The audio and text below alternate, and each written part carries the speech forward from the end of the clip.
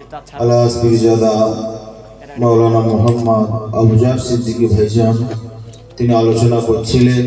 আপনারা মাশাআল্লাহ শ্রবণ করেছেন। কিছু মানুষ উঠেছে নিজের প্রয়োজন মেটানোর জন্য, ইনশাআল্লাহ আবার চলে আসবে।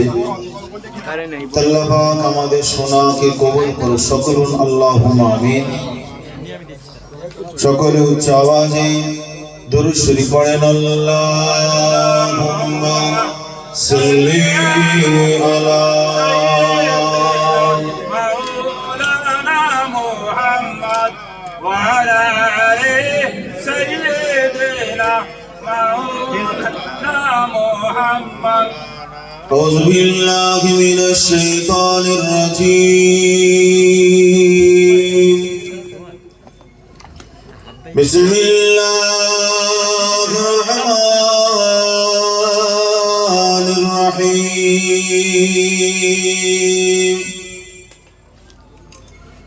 নাহমাদুহু ওয়া নুসাল্লি আলা রাসূলিহিল কারীম। أما بعد فيا أيها الحاضرون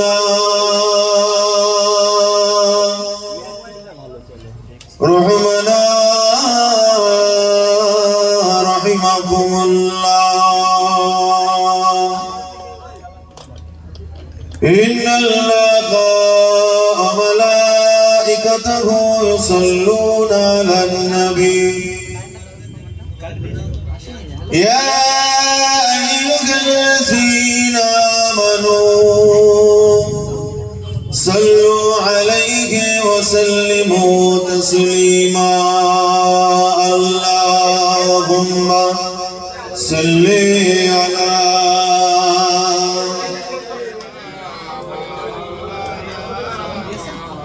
وعلى آله سيدنا مولانا محمد. الصلاة والسلام عليك يا رسول الله.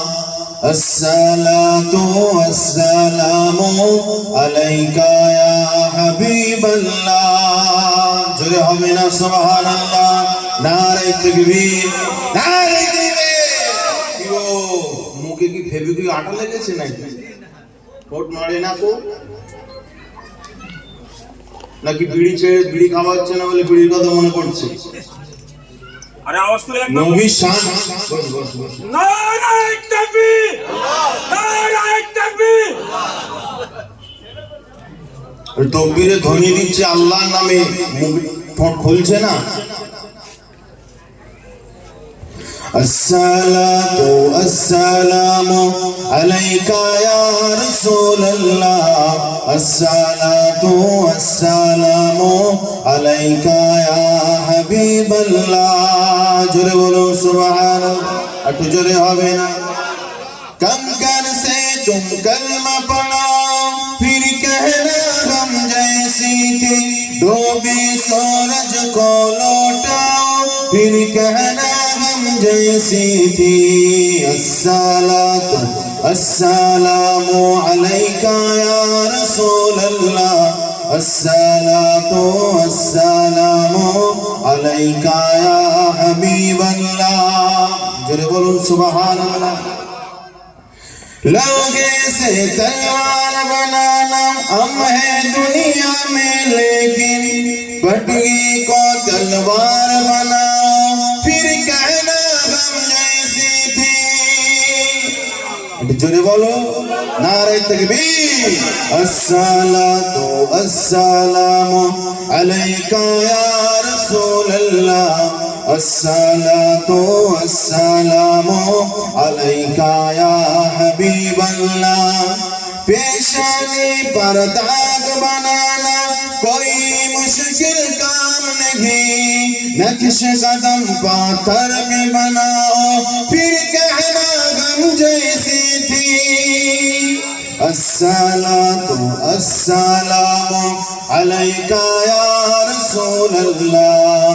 अस्सलातु वस्सलामु अलैका या हबीब अल्लाह। কি গো, অনেকে বলে কি বলে না রাসূলুল্লাহ আমাদের মতো, বলে তো নাকি রাসূলুল্লাহ আমাদের মতো সিজদা করে কপালে কালো দাগ করা তো সহজ, কিন্তু কদমটা ফেলো পাথরের উপরে, দেখো পাথরে তোমার পায়ের ছাপ বসে কি বসে না। কি গো, আমার রাসূলুল্লাহ পা দিয়েছে, পাথরের পায়ের ছাপ বসেছে কি বসে না? আমার রাসূলের সঙ্গে তুলনা করা যাবে না। আমরা বলি নবী আমাদের মতো মানুষ, কিন্তু कंकर से तुम कलमा पढ़ाओ फिर कहना हम जैसी थी। কবি বলছে যে আবু জেহেল হাতে পাথর নিয়ে রাসূলুল্লাহকে জিজ্ঞাসা করছে যে হাতে কি রয়েছে বলো তো, বলে আমি বলবো না ও বলবো। তো হাতের ভেতর থেকে পাথর, আমার রাসূলুল্লাহ সাক্ষ্য দিলেন কালেমা পড়ে, জোরে বলুন সুবহানাল্লাহ। কিন্তু আমরা সেই নবীকে আমরা চিনতে পারি না। তাই কবি বলছে, বুঝলে, बाम दरो दीवो दीवारे सलामती दिन कुछ ऐसा करे, पेड़ को अपने पास बुलाओ फिर कहना हम जैसी थी। अस्सलातु अस्सलामु अलैका या रसूल अल्लाह, अस्सलातु वस्सलामु अलैका या हबीब अल्लाह। अल्लाहुम्मा सल्ले अला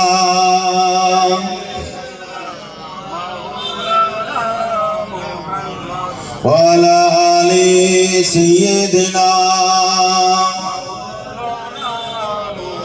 कलमा ला इलाहा इल्लल्लाह, ला इलाहा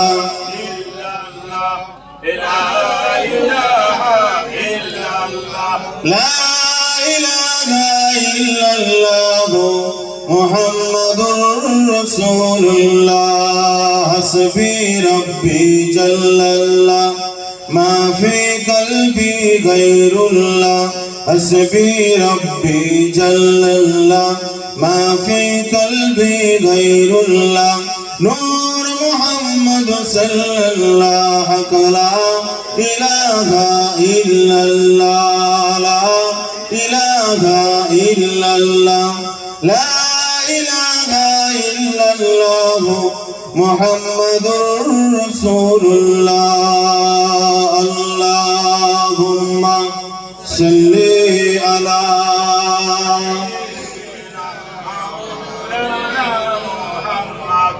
वाला आले सय्यदना मौलाना मुहम्मद।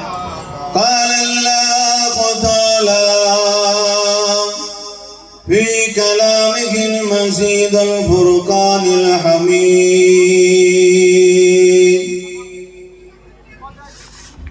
الذي خلق الموت والحياة ليبلوكم أيكم أحسن عملا. قال رسول الله صلى الله عليه وسلم من أحب سنتي فقد أحبني ومن أحبني كان معي في الجنة. प्यारे हाजिरान मजलिस, আমার দিনদার ইমানদার মুরব্বিয়ান চাচাজান গণেরা, সমবয়স্ক নওজোয়ান তরুণ যুবক ভাইয়েরা, পর্দার অন্তরস্থ মা ও বোনেরা, আজকে জলসার সম্মানীয় সভাপতি সাহেব, সকল অন্তরস্থল থেকে ভালোবাসা জানিয়ে আল্লাহ পাকের দরবারে শুকরিয়া করছি যে আল্লাহ আমাদেরকে এই বেহেশতের বাগানে বসিয়েছেন। সকলে বলে আলহামদুলিল্লাহ। আলহামদুলিল্লাহ। শতকোটি দরুদ সালাম বর্ষিত আকায়ে নামদার তাজদার মদিনা প্যারা নবী হুজুর পাক সাল্লাল্লাহু আলাইহি ওয়াসাল্লামের উপর সকলে বলি সাল্লাল্লাহু আলাইহি ওয়াসাল্লাম। আমার আব্বা জানেরা, আমার ভাই জানেরা, আমার আগে আমাদের औलादे मुजादिदुल ज़मान ভাইজান আলোচনা করছিলেন। কি বিষয়ে আলোচনা করছিলেন একটু বলেন? কি বিষয়? বেলাল বেলাল হুজুরের বিষয়ে ঘটনা বলেছে, তাই তো?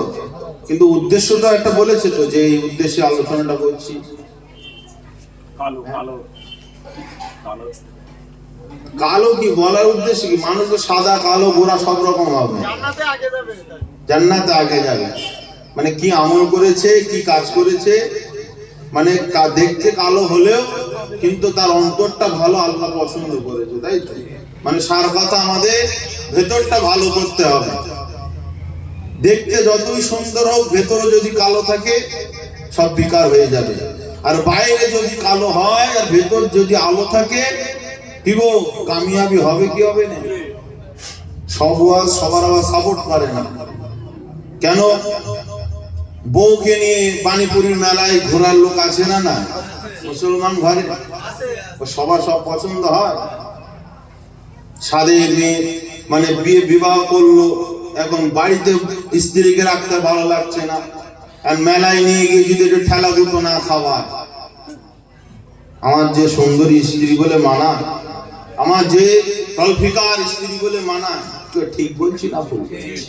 বেটা জুমার নামাজে মসজিদে আসে না, জিনিস কিনার নাম করে পানিপুরির মেলায় একদম সময় মতো ঠিক পাওয়া যায়, যাই কি যায় না?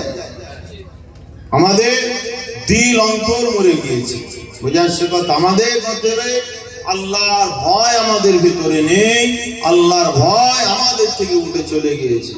সেই জন্য আমাদের কোরআনের কথা, পরকালের কথা আমাদের ভালো লাগে না, শুট করে না, বুঝলেন? এখন কারোর স্ত্রী যদি, মহিলা যদি কেউ পর্দা না করে আর স্বামী যদি আসামি থাকে, এখন ওই বিষয়ে যদি কোনো হুজুর আলোচনা করে, স্বামীর খারাপ লাগবে কি লাগবে না বলে? এখন শ্বশুরের কাছ থেকে যদি কেউ টাকা মাল ঝেড়ে খায়, ধারের নামে হোক আর পণের নামে হোক, এখন কি তার রাগ হবে কি হবে না? এখন ধরেন আজকের জলসা হচ্ছে, অনেকে শ্বশুর শাশুড়ি এসছে তো, এখন দেখা যাচ্ছে আমি ওয়াজ করছি পণের বিষয়ে, হারামের বিষয়ে। এখন জামাই দেখতে, আমি তো ধার করে 50,000 টাকা নিয়েছিলাম, ও তো আজও ফিরিয়ে দেয়নি। আমি তো গাড়ি নিয়েছিলাম, ও তো আজও ফিরিয়ে দেয়নি। কি গো, ওই জামাই মান সম্মানে পড়বে কি পড়বে না? ওর তো রাগ হবেই।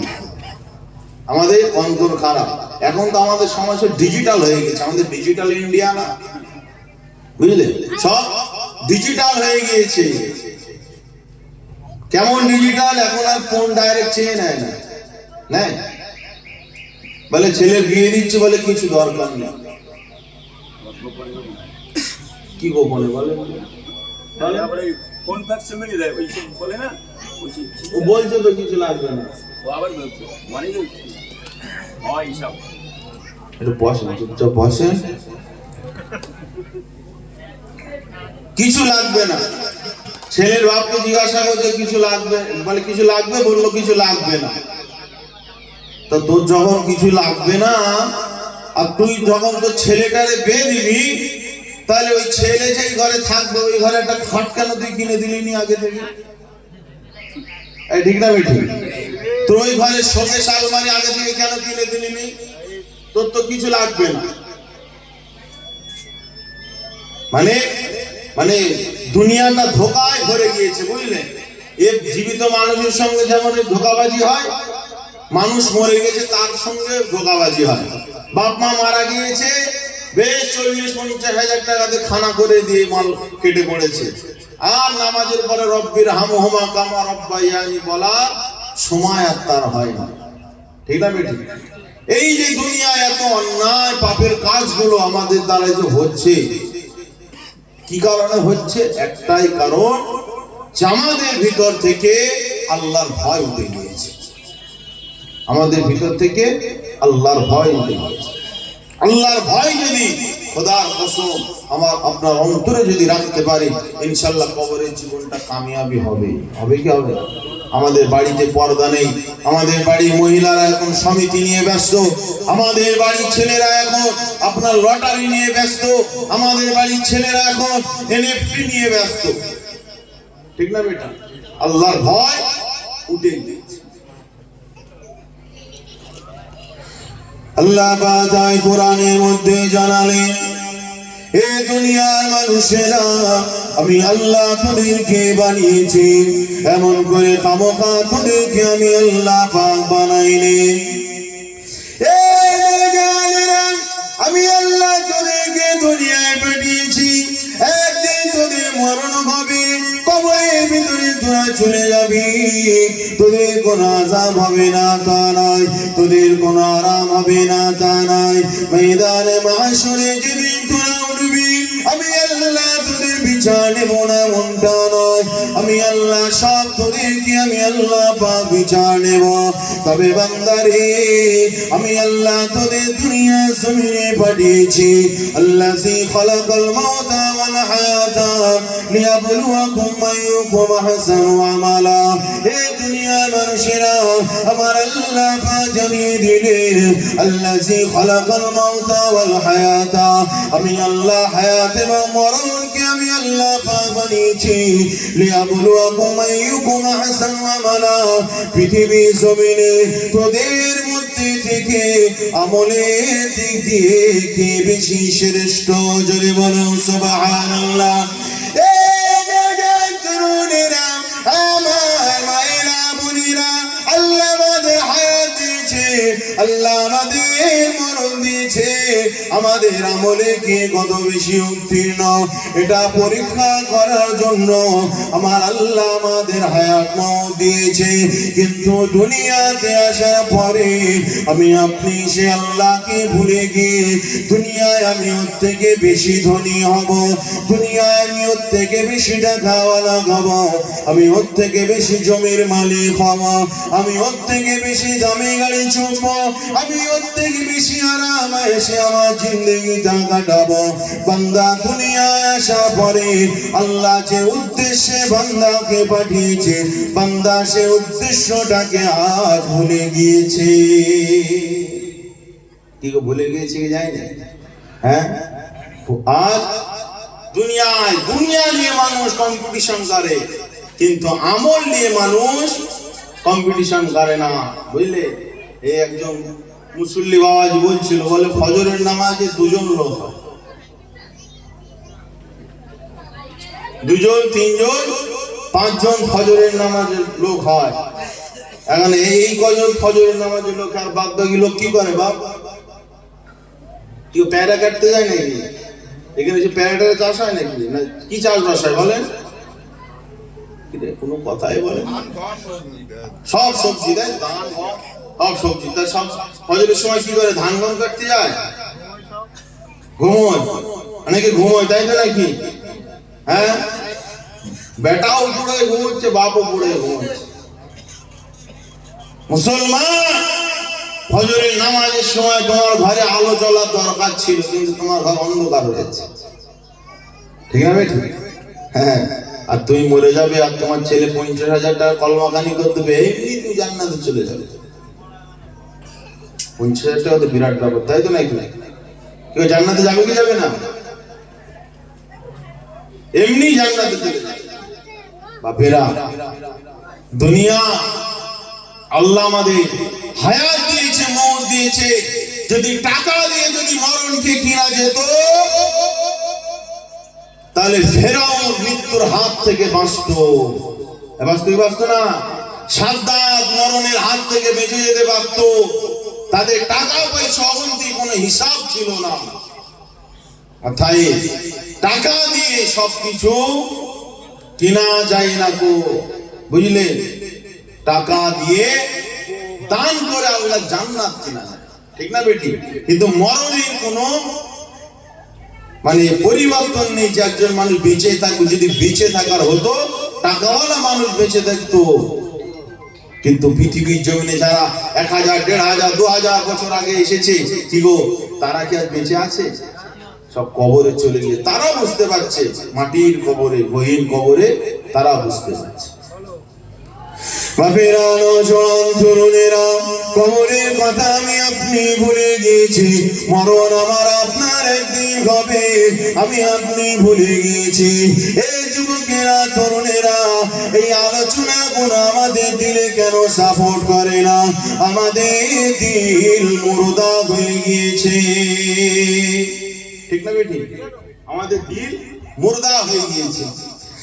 এই নওজোয়ান তরুণেরা, আমার মায়েরা বোনেরা, আপনারা তো শিক্ষিত মানুষ, বুঝবেন ভালো করে।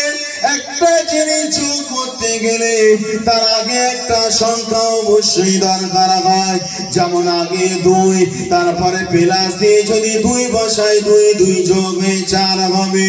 এই যুবকেরা তরুণেরা, কিন্তু আগে যদি আমাদের 2 না থাকে তাহলে পরে 2 আমাদের যোগ হবে না, ওটা শুধু সংখ্যা হিসাবেই থাকবে। এই নওজোয়ান তরুণেরা, আজ আমি আপনি পাপ করে করে, অন্যায় করে করে এত পাপী হয়ে গিয়েছি, এত অত্যাচারী জালিম হয়ে গিয়েছি।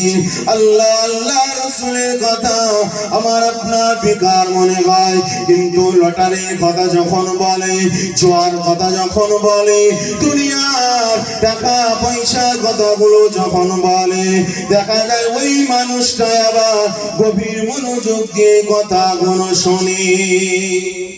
ঠিক না বেটি?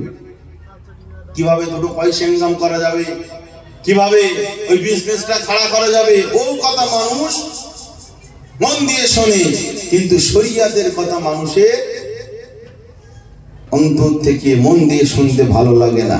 কি গো, আমরা যদি শুনি, কেউ যদি না শোনে আর কেউ যদি শোনে, আমরা কি তার বিচার করতে পারবো? কেউ যদি শোনে আর যদি আমল করে, কি গো, ও কি মানে খারাপ কাজ করলো? যে শুনবে, ও যদি না শোনে, ও যদি আমল না করে, ওর হিসাব ও দেবে। ঠিক না বেটি? কেউ তো কারোর ঠিকানে বসেনি। তোমার সন্তানের জন্য এত মায়া মহব্বত দেখাও, তোমার সন্তানও তোমার ঠিকানে বসে নেই রে বাবা। তুই এত মহব্বত দেখাস, দরদ দেখাস বেটার প্রতি, নামাজ পড়িস নে গো, বেটার ভবিষ্যৎ করতে হবে, সব কিছুই করছিস, তুই মর একবার কবরে যা, দেখ তোর বেটা তোর কবরের পাশে কবর যায়। ঠিক না বেটি? বাপ মরে গিয়েছে, ছেলের বয়স অল্প, বাপ মরে গিয়েছে, ছেলে খুব কান্নাকাটি করছে, বুঝলেন? এই বাস্তব ঘটনা, ছেলে খুব কান্নাকাটি করছে। 2-4 দিন চলে যাওয়ার পরে ওই ছেলে আবার স্বাভাবিক হয়ে গিয়ে আবার গার্লফ্রেন্ডের সঙ্গে কথা বলছে। জোরে বলুন নাউযুবিল্লাহ। হয় কি না? বাপেরা, নওজোয়ান তরুণেরা, এ নবী পাকের প্রেমিকেরা, কবরের ভিতরে আমি আপনি চলে যাব। ওই কবরটা কারোর জন্য জান্নাতের ঘাঁটি হয়ে যাবে, কারোর জন্য জাহান্নামের ঘাঁটি হয়ে যাবে। এ নওজোয়ান তরুণেরা, ওই কবরে যাওয়ার পরে আমার আপনার কেউ থাকবে না রে, কেউ আমার আপনার সাহায্যকারী থাকবে না। আপনার যতই টাকাওয়ালা থাকুক না কেন, যতই বন্ধু বান্ধব আত্মীয় স্বজনেরা থাকুক না কেন, কবরের ভিতরে কেউ সাহায্য করবে না রে। এই নওজোয়ান তরুণেরা, সাহায্য যদি করতে হয়, তাহলে আপনার যদি নেক সন্তান থাকে, ওই নেক সন্তান আপনাকে সাহায্য করতে পারবে। কারণ রাসূলুল্লাহ জানিয়ে দিয়েছে, যখন কোন বান্দা কবরের ভিতরে চলে যায় আর সন্তান যদি তার জন্য যদি আল্লাহর কাছে দোয়া করে, আমার আল্লাহ ওই সন্তানের দোয়াটাকে পিতা মাতার জন্য কবুল করে নেয়। এই নওজোয়ান তরুণেরা, আমার নবী পাকের প্রেমিকেরা, নেক সন্তান যখন দোয়া করবে রে, ওই দোয়া আল্লাহ দরবারে কবুল হয়ে যাবে। আর বদকার সন্তান যদি দোয়া করে, বদকার সন্তানের দোয়া কবুল হবে না। এই নওজোয়ান তরুণেরা, পৃথিবীর জমিনে আমার আপনার সন্তান নেক কি নেক না কি করে বুঝবে? আপনার সন্তানকে আপনি খেয়াল করবেন, সে 5 ওয়াক্ত নামাজ আদায় করছে কিনা, সে 5 ওয়াক্ত নামাজ পড়ছে কিনা। এই যুবকেরা তরুণেরা, সন্তান 5 ওয়াক্ত নামাজ তো দূরের কথা, সন্তানের বাপ নামাজ পড়ে না। ঠিক না বেটি? বলে, তুমি তো দেখতে পাচ্ছ এত নির্লজ্জ বেহায়া কিছু কিছু বাপ রয়েছে, একদম পশু, মানে জানোয়ারের মতো তাদের, মানে দুনিয়ার যে সন্তান সন্ততি স্ত্রী যেটা আল্লাহ আমানত দিয়েছে, ও যেন পশুর মতো তার সঙ্গে ব্যবহার করে। মানে মানে গালিগালাজ মারপিট এটা নয়, পশুদের একটা নিয়ম হলো, দেখেন আল্লাহ মানুষকে শ্রেষ্ঠ বানিয়েছে, ঠিক না বেটি? এবারে মানুষ যদি লিমিট ক্রস করে, আল্লাহ ওই মানুষকে চতুষ্পদ জানোয়ারের থেকে নিকৃষ্ট আমার আল্লাহ বলেছে, উলাইকা কাল আনআম বাল হুম আদাল। আল্লাহ বলছে তারা চতুষ্পদ জানোয়ার থেকে, বাল হুম আদাল, তার থেকেও তারা নিকৃষ্ট। উলাইকা হুমুল গাফিলুন, গাফিলতি করার কারণে। বুঝাচ্ছে কথা? আপনি বলবেন হুজুর কিভাবে? তাহলে দেখেন, একটা জঙ্গলে যদি একটা কুত্তা যদি বাচ্চা জন্ম দেয়, কিন্তু আলোচনা অসুবিধা হচ্ছে নাকি? একটু শুনুন, বুঝলেন? জঙ্গলে ধরেন কুত্তা বাচ্চা জন্ম দিয়েছে, এখন বাচ্চা কদিন রয়েছে, দুধ টুধ খাওয়ায়, ঠিক আছে? এখন বলেন 5-6 মাস পরে 5-6 মাস পরে কিংবা 1 বছরই পরে ওই কুত্তার বাপ মায়ের আর কোনো খবর থাকে? ওর সন্তান কোন ভাঙড়ে যাচ্ছে, কোথায় যাচ্ছে না যাচ্ছে, এই খবর থাকে? খবর থাকে না। তা আমাদের অনেক বাপ রয়েছে, সন্তান জন্ম দিয়েছে, মা রয়েছে, সন্তান জন্ম দিয়েছে, ওই সন্তান 10 বছর, 12 বছর, 15 বছর পরে কোন সিনেমা হলে যাচ্ছে, কোন পতিতালয়ে যাচ্ছে, কোন রাস্তায় চলছে, হারাম রাস্তায় চলছে না হালাল রাস্তায় চলছে, শরিয়াতের ভিতরে চলছে না শরিয়াতের বাইরে চলছে, অনেক বাপ মা রয়েছে, খবর তারা রাখে না। এই ঠিক না বেটি? তারা খবর রাখে? ওরা হলো চতুষ্পদ জানোয়ার, জন্তুর চাইতেও তারা নিকৃষ্ট। বুঝাচ্ছে কথা? তোমার সন্তান শরিয়াতের বাইরে চলবে আর তুমি নিজেকে ফখর করবে অমুকের ছেলে আমি। তোর সন্তান দেখিস না অমানুষের মতো ঘোরাঘুরি করছে, তোর সন্তানের হারাম রিলেশন, তোর সন্তানের যারা বন্ধু মদখোর, সুদখোর, মাতাল, এমন তাড়কর নাড়কর, ওদের সঙ্গে তোর সন্তানের বন্ধুরে খেয়াল করিস না? কি ও বাপ মাকে খেয়াল করতে হবে কি হবে না? এমনি সন্তান জন্ম দিয়ে গরু ছাগলের মতো ছেড়ে দিলাম, লে বাবা যেখানে যাবি যা, যা করবি করবে যা, হিসাব পাই আল্লাহর কাছে দিতে হবে।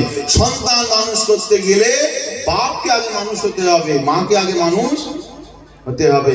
এখন মা যদি সিরিয়াল দেখতে দেখতে সন্তানের যদি বুকে দুধ খাওয়ায়, কি গো, ও সন্তানের প্রতি আসর পড়বে কি পড়বে না? হ্যাঁ, শুনতে খুব খারাপ লাগছে তাই না, টক লাগছে তাই তো, কিন্তু এটাই হাকিকাত, এটাই বাস্তব, বুঝলে? এইসব সন্তানেরাই মানে দেশে দুর্নীতি ঘটায়, বুঝলে? কারো ধর্ষণ করে, কারো মার্ডার করে, কারো নামে উল্টো পাল্টা যায় কিছু, এইসব কুলাঙ্গার সন্তানেরাই করে, আর এদের জন্য দায়ী তাদের কুলাঙ্গার বাপে। মাফেরানো যন্ত্রণেরা, এই বিভাগের প্রেমিকেরা, কবরের ভিতরে যেতে হবে। কবরে চলে যাওয়ার পরে আপনার বন্ধু আপনার জন্য কাঁদেবে না। আপনি ধরেন কবরে চলে গেলেন, আপনার ধরেন একজন মদখোর বন্ধু রয়েছে, অথবা একজন লটারি কাটা বন্ধু রয়েছে, অথবা একজন আপনার বেনামাজি বন্ধু রয়েছে, অথবা হারামখোর আপনার বন্ধু রয়েছে, অথবা ব্যভিচারকারী আপনার বন্ধু রয়েছে। আপনি যখন কবরের ভিতরে চলে যাবে, কবরে যাওয়ার পরে আপনার যদি শাস্তি হয়, আপনার যদি আযাব হয়, কবরে আপনার ওই মদখোর বন্ধু কোনো উপকার করে মানে আপনার ওই শাস্তি ভোগ করবে না। আপনার জুয়াখোর বন্ধু কবরে আপনার শাস্তি ভোগ করবে না। দুনিয়ায় যাবে চলে পড়ে এক আল্লাহকে ভুলে গিয়েছো, নবী পাকের রাস্তাকে ভুলে গিয়েছো যুবক, ওই সমস্ত মানুষেরা তোমার আযাবে ভাগীদার হবে না রে। কবরের ভিতরে তোমাকে তারা দাফন করে চলে যাবে। তোমার আত্মীয় স্বজন বেনামাজি অনেক বন্ধুরা আসবে, ধরেন জোহরের পরে আপনার জানাজা হবে, তারা জোহরের নামাজ শুরু তারা আদায় করবে না, আপনার জানাজার নামাজটা আদায় করে নেবে। এই জনেরা কবরে আপনাকে দিন মুঠো করে মাটি দিয়ে দাফন দিয়ে দেবে। আহারে কত সাদের বন্ধু মদখোর, কত সাদের বন্ধু জুয়াখোর, কত সাদের বন্ধু তাড়কর নাড়কর, কবরে তিন মুঠো করে মাটি দিয়ে তারা বাড়িতে চলে যাবে। এই তরুণীরা ঠিক আবার পূর্বের মতো তারা সন্ধ্যার পরে রাতের অন্ধকারে আবার ঢকঢক করে তারা মদ খেতে লাগবে, ঢকঢক করে মদ খাবে, মাদক দ্রব্য পান করবে, তারা এমন করে গাছার হুক্কার দম মারতে থাকবে। এই ঠিক বলছে না ভুল বলছে বলে? এখন বাপ মারা গিয়েছে, অনেক ছেলে রয়েছে জানাজা নামাজ পড়ে একটু দোয়া করবে, আল্লাহুম্মা গফির লি হাইয়িনা ওয়া মাইয়িতিনা, এই দোয়াটুকু জানে না। এই ঠিক না বেটি? আমার বাপেরা, এখানে আপনাদের এতগুলি মানুষ বসে আছে, এই দোয়াটা, এই যে জানাজা নামাজ এই দোয়াটা যে পড়তে হয়, কার কার মুখস্থ আছে? একটু হাত তোলেন তো দেখি, হাত তোলেন, হাত তোলেন। লজ্জার কিছু নেই, মাশাআল্লাহ। আর পিছনের দিকে কি খারাপ লাগছে নাকি? দেখেন শিক্ষার মজলিস, সেখানে মানে সম্মান কম বেশি কিছু নেই, বুঝলেন? যে আমি যদি না জানি সম্মান কমে যাবে, ব্যাপারটা এমন নাই। জানিলে জানতে হবে, তাই তো নাকি? জানিলে জানতে হবে। বাপেরা, নওজোয়ান তরুণেরা, এই বিভাগে প্রেমিকেরা, দুনিয়া মায়া আখিরাতকে ভুলে যেওনি, দুনিয়া মায়া কবরকে ভুলে যেওনি, কারণ দুদিনে দুনিয়া, কবরে আমাকে আপনাকে যেতে হবে, কবরে কেউ কারো হবে না। এই নওজোয়ান তরুণেরা, এই যৌবন বয়সটা আল্লাহর বিরুদ্ধে কাজে লাগাওনি, এই যুবতী বয়সটা আল্লাহর বিরুদ্ধে কাজে লাগাওনি, দিন শরিয়াতের বিরুদ্ধে কাজে লাগাওনি, আমার আল্লাহর রাস্তায় কাজে লাগাও। এই যুবকেরা তরুণেরা, কবরের ভিতরে কেউ সাহায্য করবে না রে, কবরের ভিতরে যিনি থাকবে তিনি হলেন আমাদের আমার আপনার নবী, দা নবী, নূর নবী। আরো জোরে বলুন সুবহানাল্লাহ। এই নওজোয়ান তরুণেরা, আমার নবী পাকের প্রেমিকেরা, কবরে আযাব বড় ভয়ঙ্কর আযাব রে বাবা, তোমার জন্য কেউ দোয়া করবে না। তুমি যে সন্তানের জন্য তুমি যে নামাজ ছেড়ে দিয়েছো, যে সন্তানের জন্য তুমি যে রোজা ছেড়ে দিয়েছো, যে সন্তানের জন্য তুমি টাকা জমাতে গিয়ে তুমি হজ থেকে ছেড়ে দিয়েছো, এই যুবকেরা তরুণেরা, ওই সন্তান তোমাকে আর মনে রাখবে না, মনে রাখবে না মানে যে সে নিষ্ঠতা নয় রে বাবা, এটা দুনিয়ার একটা নিজাম হয়ে এসেছে। আপনি তো এখানে হাজী সাহেব, আপনি তো নামাজি মুসল্লি, আপনি তো পাঞ্জেরা নামাজ পড়ে, এই যুবকেরা তরুণেরা, বুকে হাত দিয়ে আপনি বলে আপনার আগে যারা গত হয়ে গিয়েছে 150 থেকে 200 বছর আগে, যারা পৃথিবীর জমিন থেকে চলে গিয়েছে, আজও কি তাদের কথা মনে পড়ে? কেউ মনে পড়ে? হ্যাঁ, আমি আমার বাপের নাম চিনি, আমি আমার দাদুর নাম চিনি, পরদাদুর নামে গিয়ে সন্দেহ হয় কি নাম যে হবে, ইসরাফিল না ইব্রাহিম, ঠিক না বেটি? আর তার মানে পরদাদু আমার আরো মানে মানে কোনো নলেজে কোনো টাওয়ারই কাজ করবে না, ঠিক না বেটি? যদি জানতে চায় হয়তো দলিল খুঁজতে হবে, ঠিক না বেটি? এটাই হলো দুনিয়ার সিস্টেম রে বাবা। তোমার বংশে 150 থেকে 200 বছর আগে যারা কবরবাসী হয়ে গেছে, আজ মানুষ তাদের জন্য কথা ভাবি না, মনেই করে না রে। আপনি ভাবছেন যে আমার সন্তানের জন্য এত কিছু করে দিয়েছে, আমার বিরাট মায়া করবে, মহব্বত করবে, মরে যাওয়ার পর আমার বিরাট নাম করবে, কিন্তু একটা সময় আসবে, হয়তো তোমার সন্তান করতে পারে, একটা সময় আসবে ওই সন্তানও তোমায় ভুলে যাবে। এই ঠিক না বেটি? দুনিয়া এখন ফ্রড, দুনিয়া এখন ধোঁকাবাজির দুনিয়া হয়ে গিয়েছে, বুঝলে? সব লৌকিকত, লোক দেখানো হয়ে গিয়েছে, বাস্তবে কাজে হাকিকাতে কারণেওয়ালা মানুষের সংখ্যা কমে গিয়েছে, মানে প্রচুর কমে গিয়েছে। এখন সব প্রতারণা, চিটিংবাজি, কিরা কত আমায় ভালো বলবে আর আমি কি করলে মানুষ আমায় প্রশংসা করবে, এই নিয়েই মানুষ ব্যস্ত, ঠিক না বেটি? এখনকার রাতের অন্ধকারে কেউ দান করতে চায় না, দিনের দিবালোকে গলায় একটা মানে আপনার চাদর ঝুলিয়ে দিল, একটা কাপড় ঝুলিয়ে দিল, দুজন মানুষ খেয়াল করবে, দুজন মানুষ ফটো তুলে নেটে ছেড়ে দেবে, ভাইরাল হয়ে যাবে, এই ঠিক না বেটি? লৌকিকতা চলে এসেছে। বাপেরা, নওজোয়ান তরুণেরা, এই বিভাগে প্রেমিকেরা কিভাবে আমাদের সঙ্গে প্রতারণা করা হবে শুনে রেখে দাও। আর আমাদের সমাজের মানুষেরা কিভাবে আমাদের পূর্বপুরুষদের সঙ্গে প্রতারণা করে। এই যুবকেরা তরুণেরা অনেকের আব্বা মারা যায়, অনেকের আম্মা মারা যায়, তারপরে তারা কওমাখানি করে 40,000 50,000 টাকা তারা খরচা করে দেয়। এই নওজোয়ান তরুণেরা কলমাখানি করা চলবে না এটা আমি বলছি না, কলমাখানি করা জায়েজ আছে, অবশ্যই আপনি কলমাখানি করতে পারেন। এটা মুর্দার জন্য নিসানে সাওয়াব হয়ে যায়, তার জন্য রূহের মাগফিরাত হয়ে যায়। কিন্তু যুবক তুমি যে কাজটা করবে তোমার অন্তরে ইখলাসটা তোমাকে ঠিক রাখতে হবে। তুমি যে 2 রাকাত নফল নামাজ পড়বে তোমার অন্তরে ইখলাসকে ঠিক রাখতে হবে। আজ যদি ইখলাস ঠিক না থাকে রে তোমার ওই কাজগুলো আমলগুলো আল্লাহ দরবারে কবুল হবে না রে। যুবক শোনো, একজনের আব্বা মারা গেল, ওই ছেলে 40,000 50,000 টাকা খরচা করে দিল, কিন্তু পরে জমা দিয়ে যখন ইমাম সাহেব যখন দোয়ার জন্য সবাইকে বসতে বলেছে তখন আর ওই সন্তানকে পাওয়া যায় না। কত অজুহাত দেখায় এই যুবকেরা তরুণেরা, যে সন্তান বাপের মায়ের 50,000 টাকা 1 মাস আগে কলমাখানির নামে ব্যয় করেছে রে, কিন্তু ওই সন্তানকে যখন ইমাম যখন বলছে দোয়া করবো রে সবাই বসে যাও, জমা 2 রাকাত কোন রকম নামাজ পড়ে ওই সন্তান বেরিয়ে যায়, ওর দোয়া করতে আর মন চাই না। ঠিক না বেটি? বলেন এটা কোনো যুক্তিতে আসে যে আমি বাপের জন্য 50,000 টাকা খরচ করলাম, তাহলে মহব্বত তাহলে সেই লেভেলের মহব্বত? এই ঠিক না বেটি? কি গো পেছনের বাবাইরা আমার ভাইয়েরা অসুবিধা হচ্ছে নাকি? বুঝলেন বাবা, যে মানুষটা 50,000 টাকা ব্যয় করলো ওই মানুষটা মহব্বত নিশ্চয়ই কম না।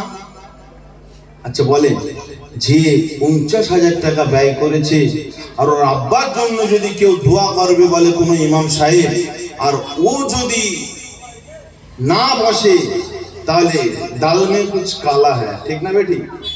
হ্যাঁ, ও 50,000 টাকা খরচ করলো দোয়া নেওয়ার জন্য, আর ইমাম সাহেব ফ্রি দোয়া করবে, ওতে ওর মন চাইছে না একটু দোয়াতে শরীক হয়ে।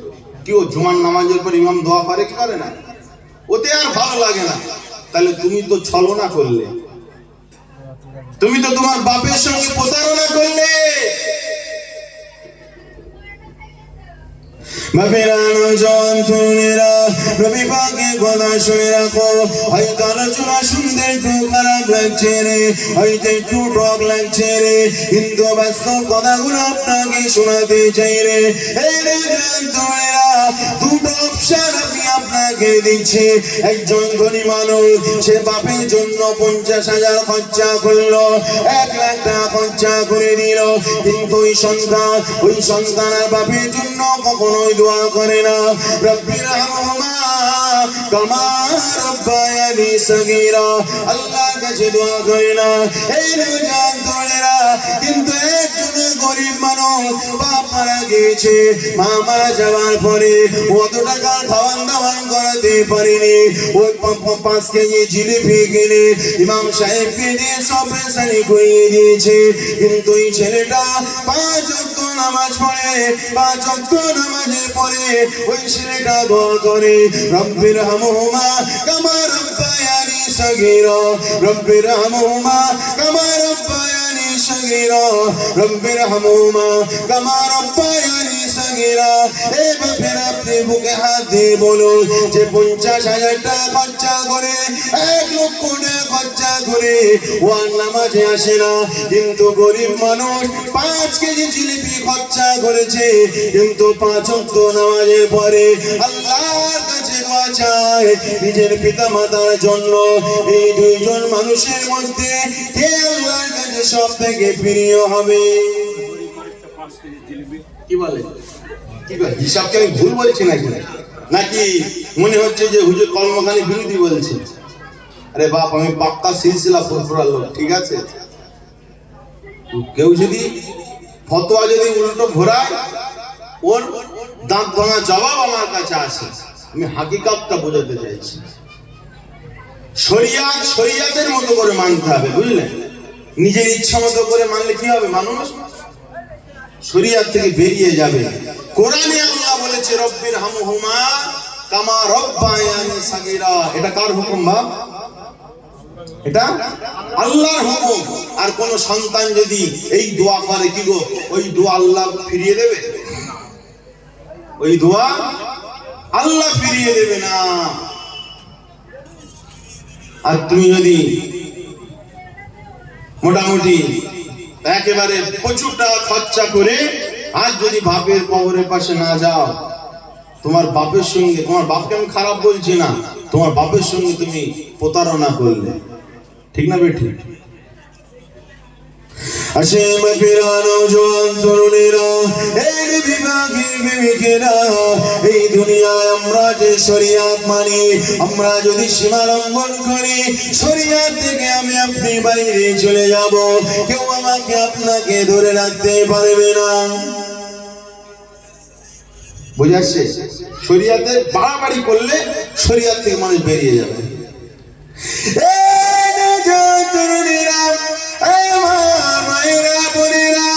আল্লাহ পাক শরিয়াতের বিধান দিয়েছে, ফরজ ও সুন্নাত, ওয়াজিব নফল, ফরজ ওয়াজিব সুন্নাত নফল, এক একটা হুকুমের এক একটা লেভেল মর্যাদা রয়েছে।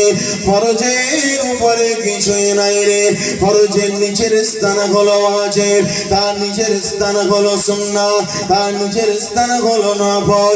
সুন্নাতের মধ্যে সুন্নাতে মুআক্কাদা রয়েছে, সুন্নাতে গায়ে মুআক্কাদা রয়েছে।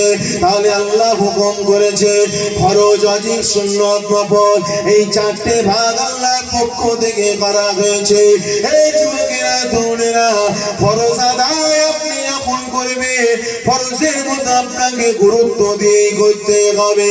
আপনি যখন ওয়াজিব আদায় করবেন, ওয়াজিব আপনাকে ওয়াজিবের মতো গুরুত্ব দিয়ে করতে হবে।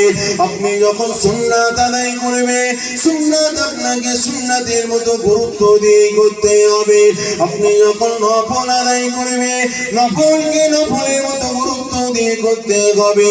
এই নওজোয়ান তরুণেরা, যুবকেরা, আপনি যদি নফল ইবাদতকে, নফল আমলকে যদি আপনি ফরজের মতো যদি গুরুত্ব দিয়ে করেন, ওটা আপনার শরিয়াতের বাড়াবাড়ি হয়ে যাবে রে। এই যুবকেরা তরুণেরা, আর যে মানুষগুলো এইরকম ভাবে বাড়াবাড়ি করে ফেলে, ওই মানুষগুলো শরিয়াত থেকে বেরিয়ে যায়। এই যুবকেরা তরুণেরা, শরিয়াত বাড়াবাড়ি করার কিছু না।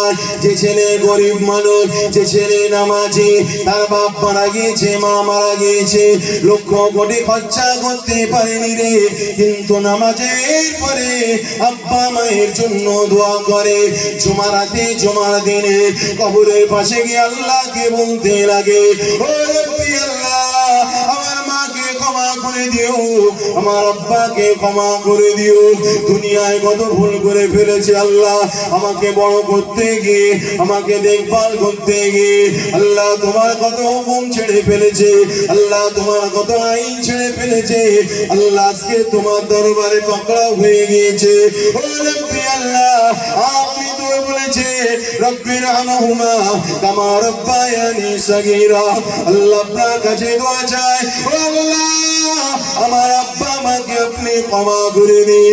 এই যুবকেরা তরুণেরা, ওই যে ছেলে আল্লাহর কাছে কাঁদে কন্টিনিউ, আর একজন ছেলে লক্ষ বিলিয়ন টাকা খরচা করে দিল, লক্ষ টাকা খরচা করে দিল, দুদিন পরে গিয়ে কোন বাপের কথা তার খেয়াল নাই। কি বললেন? যদি বাড়াবাড়ি আপনি যদি করেন, শরিয়াত থেকে বেরিয়ে যাবে। কলমা খানি ঠিক আছে, কলমা খানি না করলে গুনাহ হবে না, ঠিক না বেটি? আপনি যদি ইসালে সব করেন, আপনার সওয়াব হবে। এই যে জলসা করছে, এই জলসা যদি না করে, সাপোজ বলছি, জলসা যদি না করে, কি ও ফরজ তরকের গুনাহ হবে? ওয়াজিব তরকের গুনাহ হবে? জলসা দিয়েছেন, জলসা আদব যদি বজায় না রাখতে পারে, গুনাহ হবে আপনার, ঠিক আছে? এবার জলসা নিয়ে যদি আপনি বাড়াবাড়ি করেন, কি হবে? গুনাহ হয়ে যাবে। অতি ভক্তি চোরের লক্ষণ। শরীয়ত নিয়ে বেশি বাড়াবাড়ি চলবে না।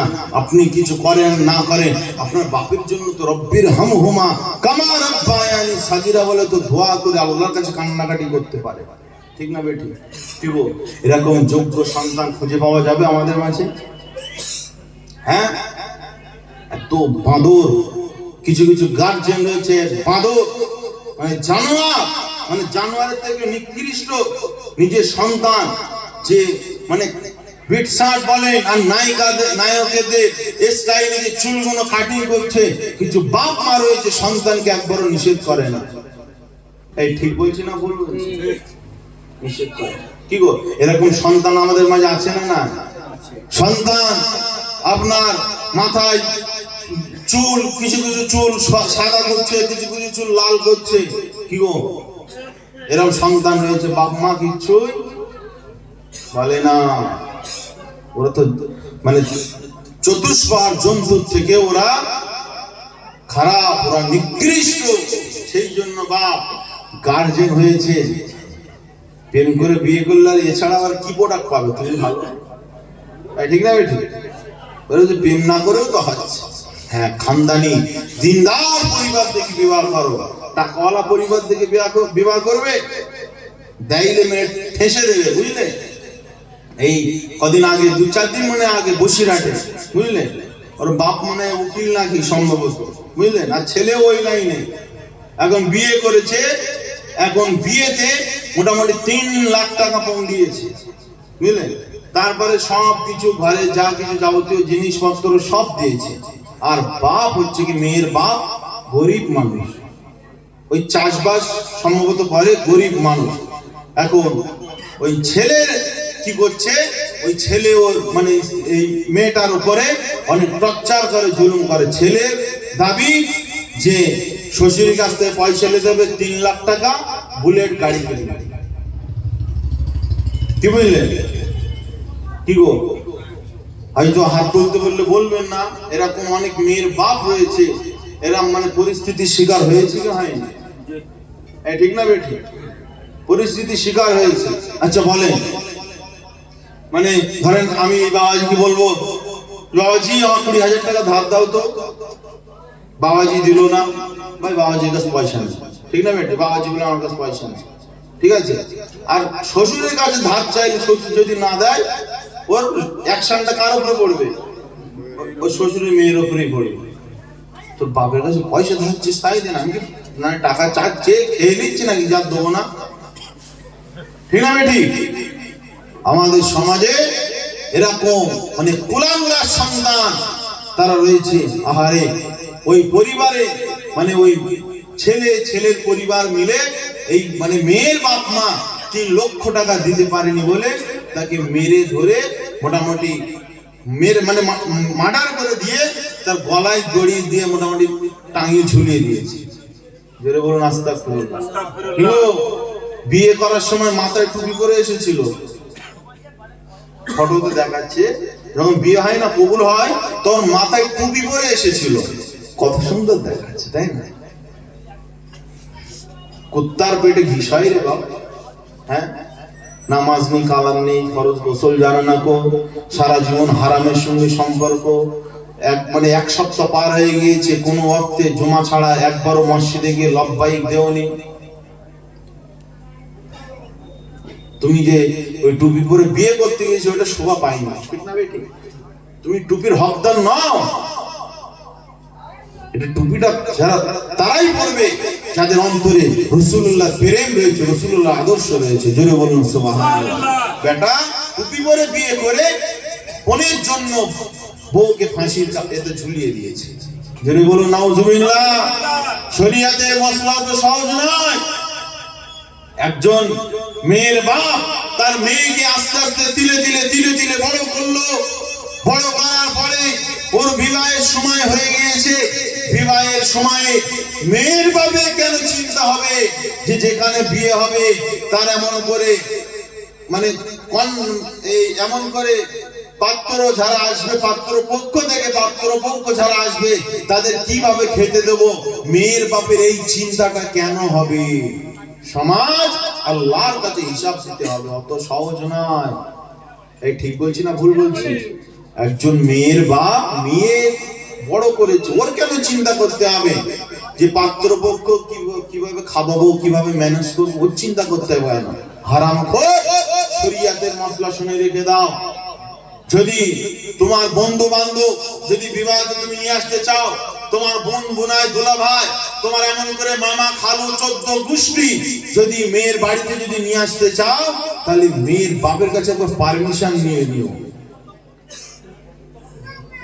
যে আব্বা কি বেঈমশাই, আমার বাড়ি থেকে এতগুলি মানুষ যাবে, আপনার কোনো অসুবিধা হবে না তো? একদম যেভাবে বললে মেয়ের বাপ সাপ দিলে উত্তর দেয়।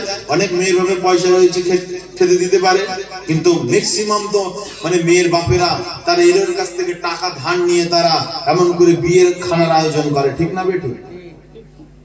তার কাছ থেকে ক্লিয়ার হতে হবে। আর আপনি হুমকো বলে দিলেন যে আমার বাড়ি থেকে 150 জন যাবে, খোদার কসম পৃথিবীর কোন মুফতির ফতোয়া কাটার ক্ষমতা নেই, ওটা পনের খাবার খাওয়া হবে। এই ঠিক না বেটি? হুমকো বলে দিলে হবে না। শরিয়াতের মশলা হলো যেখানে বিবাহ হবে ছেলে পক্ষ সেখানে খাবার খাওয়াবে। জোরে বলুন সুবহানাল্লাহ। এটা শরিয়াতের মশলা। আর তুমি মেয়ের বাড়িতে 3টে 4টে গাড়ি বোঝাই করে কুটুম নিয়ে যাচ্ছ, মেয়ের বাপের পরিস্থিতি একবার জানলে না? কি গো, আমাদের সমাজ চেঞ্জ হয়ে গিয়েছে। মানুষ নাম চেঞ্জ করে দিয়ে মানুষ হারামকে হালাল হিসেবে মানুষ সেটা ব্যবহার করছে, সেটা ভক্ষণ করছে, সেটা খাচ্ছে, ঠিক না বেটি?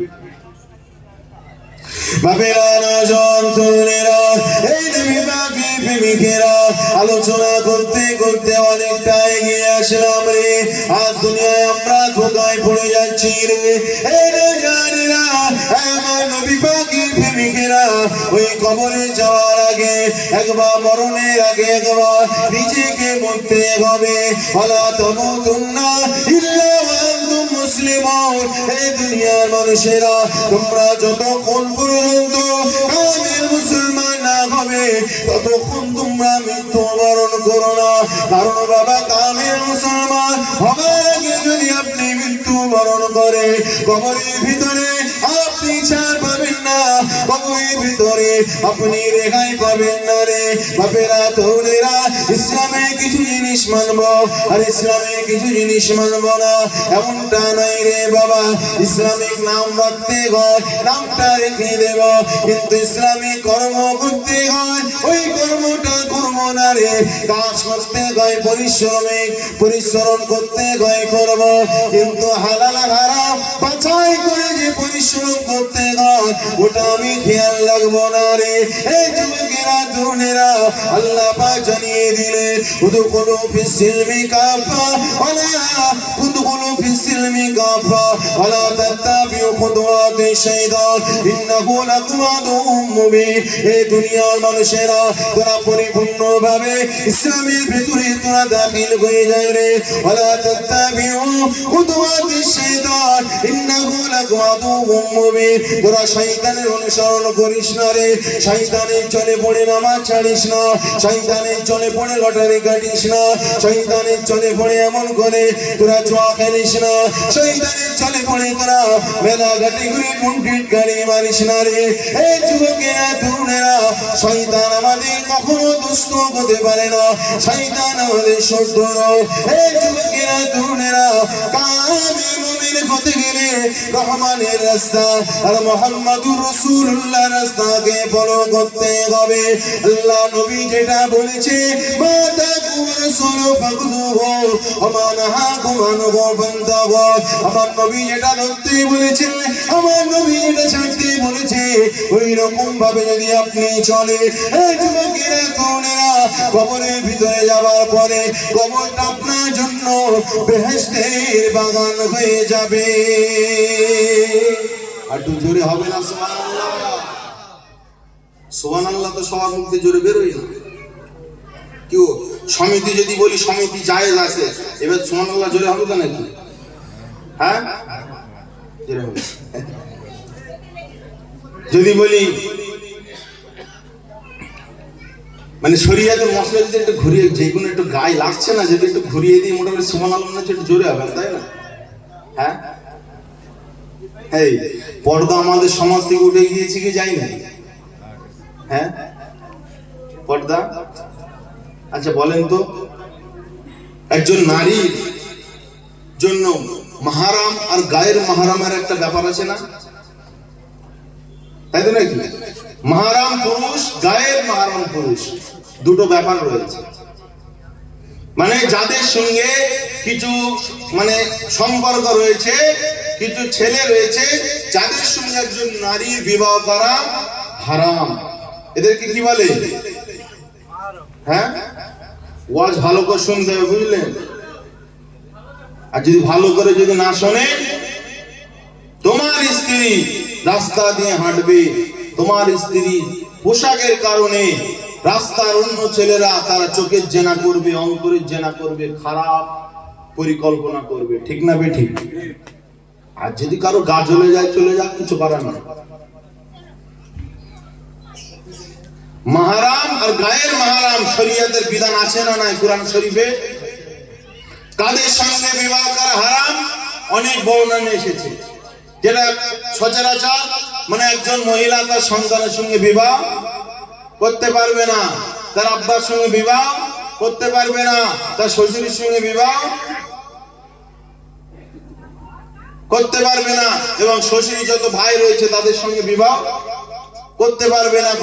এমন করে যদি দুধের শিশু মানে দুধ পান করিয়েছে এমন সন্তান যদি থাকে, তার সঙ্গে বিবাহ করতে পারবে না। এই রকম যাদের সঙ্গে বিবাহ করা হারাম, এরা হলো মাহরাম পুরুষ, ঠিক আছে? আর যাদের সঙ্গে বিবাহ করা জায়েজ, যেমন খালাতো ভাই, মামাতো ভাই, ফুফুতো ভাই, চাচাতো ভাই, রাস্তার ধারে পাতানো ভাই, বুঝে আসছে কথা? এদের সঙ্গে বিবাহ করা জায়েজ, এরা হলো গায়ের মাহরাম, মানে এরা হারাম নয়। ওই নারী যদি বিবাহ হয়ে যায়, ওই নারী যদি বিবাহ হয়ে যায় আর ও যদি ডিভোর্স দেয়, মোটামুটি এরা বিবাহ করতে পারবে। আর সর্বহালতে এদের সঙ্গে পর্দা মেনটেন করে চলতে হবে। কিন্তু যারা মাহরাম তাদের সঙ্গে পর্দা যতটা লিমিট করে দিয়েছে, একজন মহিলা একজন মেয়ের জন্য তার বাপের সামনে যেতে পারবে, একজন বউ তার শ্বশুরের সামনে যেতে পারবে, একজন বউ তার মানে দুধ পান করানো মানে সন্তানের সামনে যেতে পারবে। তার জন্য শর্ত হলো সে গলা থেকে যেন হাঁটুর নিচ পর্যন্ত যেন সে ঢেকে রাখে সর্ব অবস্থায়। জোরে বলুন সুবহানাল্লাহ। ফতোয়া মশলা জেনে রাখা দরকার, বুঝলে? এইখান থেকে হাঁটুর নিচ পর্যন্ত একজন মহিলা ঢেকে রাখা সর্বহালাতে ফরজ। কাদের সামনে? যারা মাহরাম পুরুষ তাদের সামনে ঢেকে রাখা ফরজ। আর যারা গায়ের মাহরাম পুরুষ তাদের সামনে পর্দা হলো আপনার বর্তমান যুগে ফতোয়া আছে মশলা হিসাবে একসঙ্গে বলি যে মানে চোখ দুটো বাদ দিয়ে মোটামুটি মুখমণ্ডল, হাতে এই অংশ পর্যন্ত, পায়ের গোড়ালির নিচ পর্যন্ত ঢেকে রাখা কি ফরজ। আর যদি শাড়ি পরতে গিয়ে যদি বিছখানের কোনো অংশ যদি ছেড়ে যায়, যদি দেখা যায় বিছখানের কোনো অংশ যদি দেখা যায়, ওটা জায়েজ হবে কি না না জায়েজ হবে? হ্যাঁ, দেখানো ঠিক হবে? দেখালে ক্ষতি, এই দেখালে কোনো ক্ষতি আছে? আমার স্ত্রী যদি এখন ধরে শাড়ি পরে আর দেখা যাচ্ছে যেখানে নিজের আব্বা মায়ের সামনে যেতে গেলে গলা থেকে হাঁটুর নিচ পর্যন্ত কাপড় পরিধান করতেই হবে, কি গো বিছখানে কি কোনো খোলার অপশন আছে? আর সেখানে রাস্তা দিয়ে আপনি বিয়ে শাদিতে যাচ্ছেন, এখানে ওখানে যাচ্ছেন, যদি শরীরের অংশ দেখা যায়, এটা খারাপ, এটা দেখতে খারাপ, জঘন্য না ভালো? বলেন, এটা একটা জঘন্য। আমাদের সমাজ হচ্ছে কি হয় না? দায়ী হতে হবে। বিয়ে করেছি স্ত্রী আলহামদুলিল্লাহ ঠিকই আছে, কিন্তু স্ত্রীকে সেই রাস্তায় যদি তুমি পরিচালিত না করতে পারো, আল্লাহর কাঠগড়ায় ধরা হবে। বাবেরানো জন্তুনেরা এই নবী পাকের প্রেমিকেরা, কবরে আমাকে আপনাকে যেতে হবে। কবরে যাওয়ার আগে একবার নিজেকে মরে দেখতে হবে রে, একবার ভাবতে হবে আমি যখন কবরে চলে যাব, আহারে আমি কবরে চলে গেলাম, চতুর্দিকে মাটি রয়ে গেল, উপর দিকে বাঁশখানা দিয়ে দিল, ওর উপরে এমন করে মাটি খানা দিয়ে দিল। এই যুবকেরা তরুণেরা, ওই কবরের ভিতরে আপনি আওয়াজ করবে, ওই কবরের ভিতরে আপনি থাকবে, বাইরে কোনো দৃশ্য দেখতে পাবে না। আপনার যদি সাপে কাটে, আপনার যদি বিশুদ্ধে কাটে, কেউ আপনার কথা শুনতে পাবে না, কেউ আপনার আওয়াজ শুনতে পাবে না। ওই কবরে আপনাকে যেতে হবে। কিন্তু কবরে যাওয়ার আগে মুসলমান, তুমি কামেল মুসলমান হয়ে কবরে যাও। দুনিয়ায় ছলনা চলবে, দুনিয়ায় নটঙ্গিরি চলবে, দুনিয়ায় তামাশা চলবে, দুনিয়ায় ফেরেববাজি চলবে, দুনিয়ায় চালাকি চলবে, সব কিছু দুনিয়ায় চলবে রে যুবক, কিন্তু কবরের ভিতরে কোনো কিছুই চলবে না। এই নওজোয়ান তরুণেরা, গরিব মানুষ কবরে গিয়ে ইনসাফ পেয়ে যাবে, ধনী মানুষ কবরে গিয়ে ইনসাফ পাবে। গরিব মানুষ বলে আযাবে শাস্তি ভোগ করবে, আর ধনী মানুষ বলে মুক্তি পেয়ে যাবে না রে যুবক। কবরে যাওয়ার পরে সবাই সমান হয়ে যায়। ওর উদাহরণ এমন করে, নিম্ন এমন করে পরিচয়। মানুষ মারা যাওয়ার পরে ধনী গরিব যাচাই বাছাই করে মানুষের আর কাপড়ের কাপড় মূল্যায়ন করা হয় না। ধনী যদি মরে যায়, লাখপতি যদি মানুষ মরে যায়, কোটিপতি যদি মানুষ মরে যায়, আর ভ্যান চালক যদি মরে যায়, সবার শরীরে 3 টুকরো কাফনের কাপড় দেওয়া হবে। কারো 5 টুকরো, কারো এমন করে সোনা গয়না দিয়ে গাঁথা, এমন করে হীরা মণি মুক্তা দিয়ে নকশা করা, রেশমি কাপড় দিয়ে নকশা করা। এইরকম কাপড় দিয়ে কোন ধনী স্পেশালিস্ট ব্যক্তিকে কখনো কাফন দেওয়া হবে না। হবে ভ্যান চালক মরলে ওই একই অবস্থা, আর হারাম খেয়ে খেয়ে পেট যদি ভুঁড়ো করে মরে, ওর শালা একই অবস্থায় হবে, ওরও 3টে কাফনের কাপড় দেবে। তাহলে এত টাকার মালিক ছিল, তুমি ঘুষ খেয়ে খেয়ে সুদ খেয়ে খেয়ে জন্মে ঢেকুর তুলেছো, আহারে তুমি মরে যাওয়ার পরে একটু তোমাদের একটু মানে নকশা করা, সোনা গয়না দিয়ে গাঁথা, কারুকার্য করা একটু কাফন কাপড় দেওয়া দরকার ছিল। কি গো দেবে? এই কেউ দেবে? ওই পর্যন্তই শেষ। তোমার জান যখন বেরিয়ে গিয়েছে, তোমার বাহাদুরি সবকিছুই শেষ। আহারে তুমি তো এতক্ষণ জীবিত ছিলে, তোমার রূহটা যখন আল্লাহর হুকুম এসেছিল, আল্লাহর হুকুমে যখন রূহটা চলে গিয়েছে, তোমার শরীর, তোমার ধর পড়ে রয়েছে, তোমার জিসিম রয়েছে দুনিয়ায় পড়ে, কিন্তু তোমার আর কোনো ক্ষমতা নেই। কি করবে বাবা? আর তো কোনো ক্ষমতা নেই। কবরে গিয়ে কোনো অন্য বিচার হবে না, যার আমল ভালো সেই কামিয়াবি পেয়ে যাবে। সেই জন্য বেশি বেশি আল্লাহকে ভয় করতে হবে। একবার দুরূদ শরীফ আল্লাহুম্মা সাল্লি আলা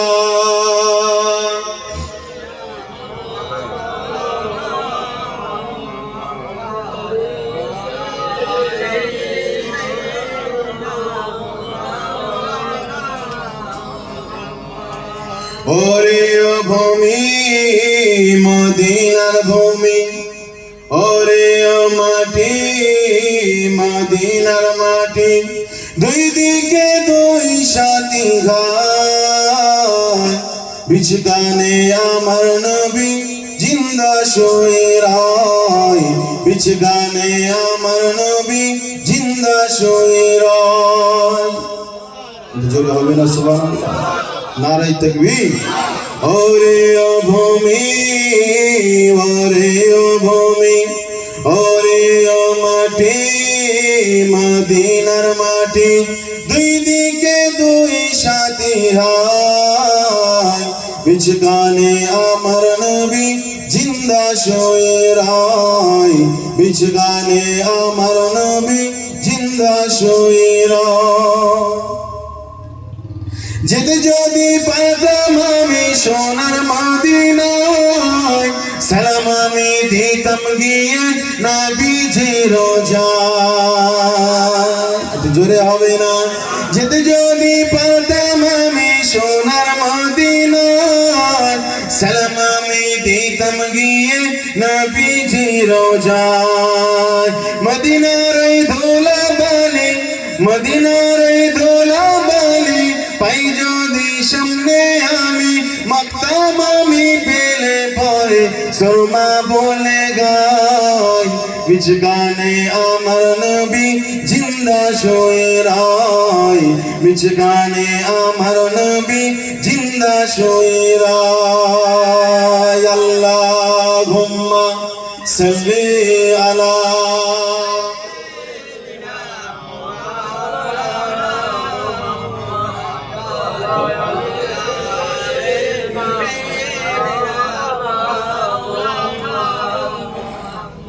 বাবেরা নওজোয়ান তরুণেরা এ নবী পাকের প্রেমিকেরা আল্লাহ পাক কোরআনে জানালে যারা দুনিয়া জমিনে ভয় করবে এক আল্লাহকে যারা ভয় করবে মাম্মা কামিল খাশিয়াতিল্লাহ হারামাল্লাহু আলাইহিন নার আমার আল্লাহ পাক জানালে যে ব্যক্তি আল্লাহ ভয় কাঁদবে আল্লাহ ভয় রোনা জারি করবে আমার আল্লাহ ওই ব্যক্তির জন্য জাহান্নামের আগুনটাকে হারাম করে দেবে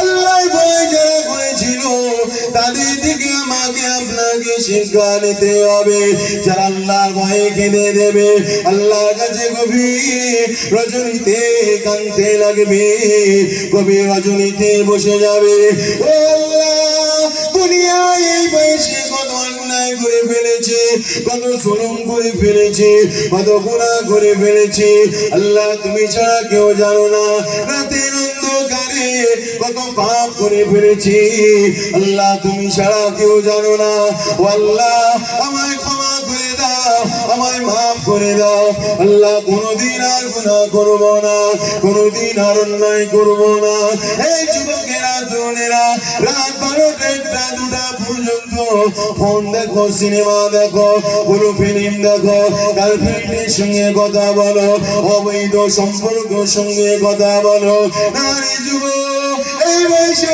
গুনাহগুলো করা যাবে না রে এমন করে গুনাহ থেকে বেঁচে চলতে হবে আর যা গুনাহ হয়েছে আল্লাহর কাছে কাঁদতে লাগো রব্বানা যালামনা আনফুসানা ওয়া ইল্লাম তাগফির লানা ওয়া তারহামনা লানাকুনান্না মিনাল খাসিরিন আল্লাহর কাছে কাঁদতে লাগো এই যুবকেরা তরুণেরা যে ব্যক্তি আল্লাহর কাছে কাঁদবে আল্লাহর ভয়ে নিজের গুনাহগুলোকে ছেড়ে দিয়ে চোখের কোণা থেকে এক ফোঁটা পানি ছড়িয়ে ফেলতে পারবে এই যুবকেরা তরুণেরা কাল কিয়ামতের ময়দানে মাশারের দিনে আমার আল্লাহ সেই দিন ওই যুবক ছেলেটাকে আরশের ছায়া তলে জায়গা দিয়ে দেবে আর জয় বলো সুবহানাল্লাহ সুপার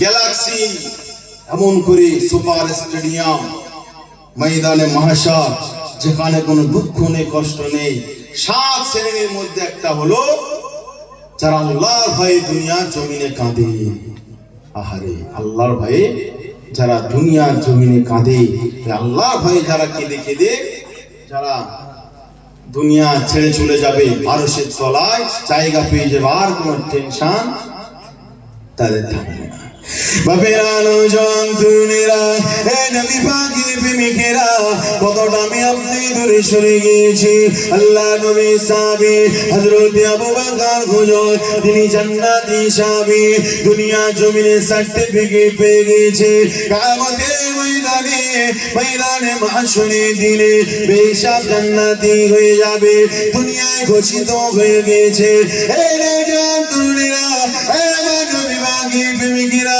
কান খাড়া করে শুনে রেখে নাও বাপেরা আল্লাহ নবী সাহাবী বলতে লাগলে আমি আবু বকর যদি এমন করে জঙ্গলের ঘাস হয়ে যেতাম আর আমাকে যদি এমন করে পশু পাখিরা আমাকে যদি খেয়ে নিত আমি আবু বকর আমাকে আর কোনো চিন্তা করতে হতো না এই নওজোয়ান তরুণেরা নবীর সাহাবীদের মধ্যে এত ভয় ছিল, কবরের ভয়, আযাবের ভয়, কিন্তু তিনারা নামাজ ছাড়েনি। নামাজ না ছেড়ে, রোজা না ছেড়ে, হজ না ছেড়ে তাদের মধ্যে এত ভয় ছিল। আজ আমরা নামাজ পড়ি না রে, রোজা ঠিক দামে আপনি রাখি না, আমরা হজ ফরজ হয়ে গেলে আমি আপনি হজ আদায় করি না, হারাম হালালের বাদ বিচার করি না, কিন্তু দিনে একবার আল্লাহর কাছে ইস্তেগফার করি না রে, আল্লাহর কাছে একবারও কাঁদি না। এই নওজোয়ান তরুণেরা, মা তাকাদ্দামা মিন যামবিকা ওয়া মা তাআখার, রাসূলুল্লাহ জীবনে আখিরাতে সমস্ত গুনাহ আমার আল্লাহ পাক ক্ষমা করে দিয়েছে, আমার আল্লাহ পাক মাফ করে দিয়েছে, কিন্তু তারপরে কোন হাদিসে বর্ণনা এসেছে আল্লাহ রাসূল দিনে 100 বার করে আল্লাহর কাছে ইস্তেগফার করে। একটু জোরে হবে না? আল্লাহর কাছে আমার নবী কাঁদছে, আর আমরা কোথাকার কে? ঠিক না বেটি? রাত্রে ঘুমোতে যায়, ঘুমানোর দোয়াটুকু জানি না, সকালবেলা উঠি কি মানে ওঠার পরে কি দোয়া করতে হয় এটুকু জানি না, বাথরুমে গেলে কি দোয়া পড়তে হয়, বাথরুম থেকে ফিরলে কি দোয়া পড়তে হয়, এতটুকু মুসলমানের সেন্স জ্ঞান নেই তো, আবার নিজেদেরকে বুদ্ধিমান ভাবে। ঠিক না বেটি? আচ্ছা, মসজিদে মুসল্লিরা নামাজ পড়ে কি পড়ে না? আর মসজিদের মুসল্লিরা যদি নামাজ পড়ে, কিছু কিছু মুসল্লি দেখবে শরিয়াতের কিছু জানে না, কিন্তু 5 ওয়াক্ত নামাজ ঠিক পড়তে জানে, এমন বড়াই ভাব দেখায় ওই যেন হচ্ছে মুমতাজুল মুহাদ্দিস। ঠিক না বেটি? আমার বাপেরা নামাজ পড়তে ঠিক আছে, আলহামদুলিল্লাহ পড়ো, এবার হুজুর আছে আখির জামানায় জাহেল ইবাদতকারী সংখ্যা বেড়ে যাবে, বুঝলে? নামাজের সুরকেরা কিছু জানবে। একটা লোককে জিজ্ঞাসা করছি, বাবা একটু দরুদ ইব্রাহিম পড়ো তো, নামাজে পড়তে হয় না দরুদ ইব্রাহিম? বলছে সুবহানাক আল্লাহুম্মা। আমি ওইটা না, আমি আত্তাহিয়াতুর পড়ে, আত্তাহিয়াতুর পড়ে, ওই না আত্তাহিয়াতুর লিল্লাহ, আমি ওইটা না, আমি দরুদ ইব্রাহিম কোনটা বলো তো? ও আবার একটা সুরও ধরেছে, বুঝলে? না জানলে সেটা হয় আর কি। তো ম্যাক্সিমাম আমাদের মুসল্লিরা নামাজের দোয়া দরুদ কিছু জানে না, শুধু সেজদা মারে আর চলে আসে। ঠিক না বেটা? বাবেরা, নওজোয়ান তরুণেরা, এই নবী পাকের প্রেমিকেরা, শরিয়াত মানতে পারি না, কিন্তু অন্তরে ভয় রাখি না, একটু নিজেদেরকে নত স্বীকার করি না, আরে আমি শরিয়াত জানি না, আমি অপরাধী সেইভাবে চলি না, এইদিকে নামাজ পড়বো নি, এইদিকে শরিয়াত মেনে চলবো নি, নিজের পরিবারকে চালাবো নি, কিন্তু 2 টাকা হয়ে গিয়েছে বলে রাস্তাঘাটে এমন বাহাদুর মেরে চলো, তুমি সব থেকে বড় ধনী, তুমি সব থেকে গ্রামের বড় শ্রেষ্ঠ।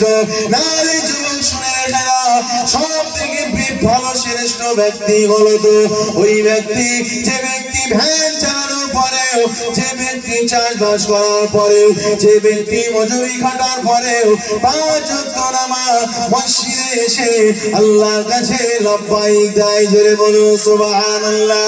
এই নওজোয়ান তরুণেরা, আমার নবী পাকের প্রেমিকেরা, আপনাকে যে কথাটা শোনাচ্ছিলাম, আল্লাহর ভয় যদি আপনার ভেতরে না থাকে, আলোচনা সব বেকার হয়ে যাবে। আল্লাহর ভয় করো, কারণ আল্লাহ জানিয়ে দিয়েছে, ইয়া আইয়ুহান নাসু তাকু রাব্বাকুম ওয়াখশাউ ইয়াওমান লা ইয়াজজি ওয়ালিদুন ওয়ালাদিহি ওয়ালা মাওলুদুন হুয়া জাযি আও ওয়ালিদিহি শাইয়্যা। আমার আল্লাহ পাক বললে, এই দুনিয়ার মানুষেরা ওই দিনকে ভয় করো, ময়দানে মাহশারকে তোমরা ভয় করো, কারণ ওই দিনে কোনো বাপ তার বেটাকে সাহায্য করবে না, ওয়ালা মাওলুদুন হুয়া জাযি আও ওয়ালিদিহি শাইয়্যা।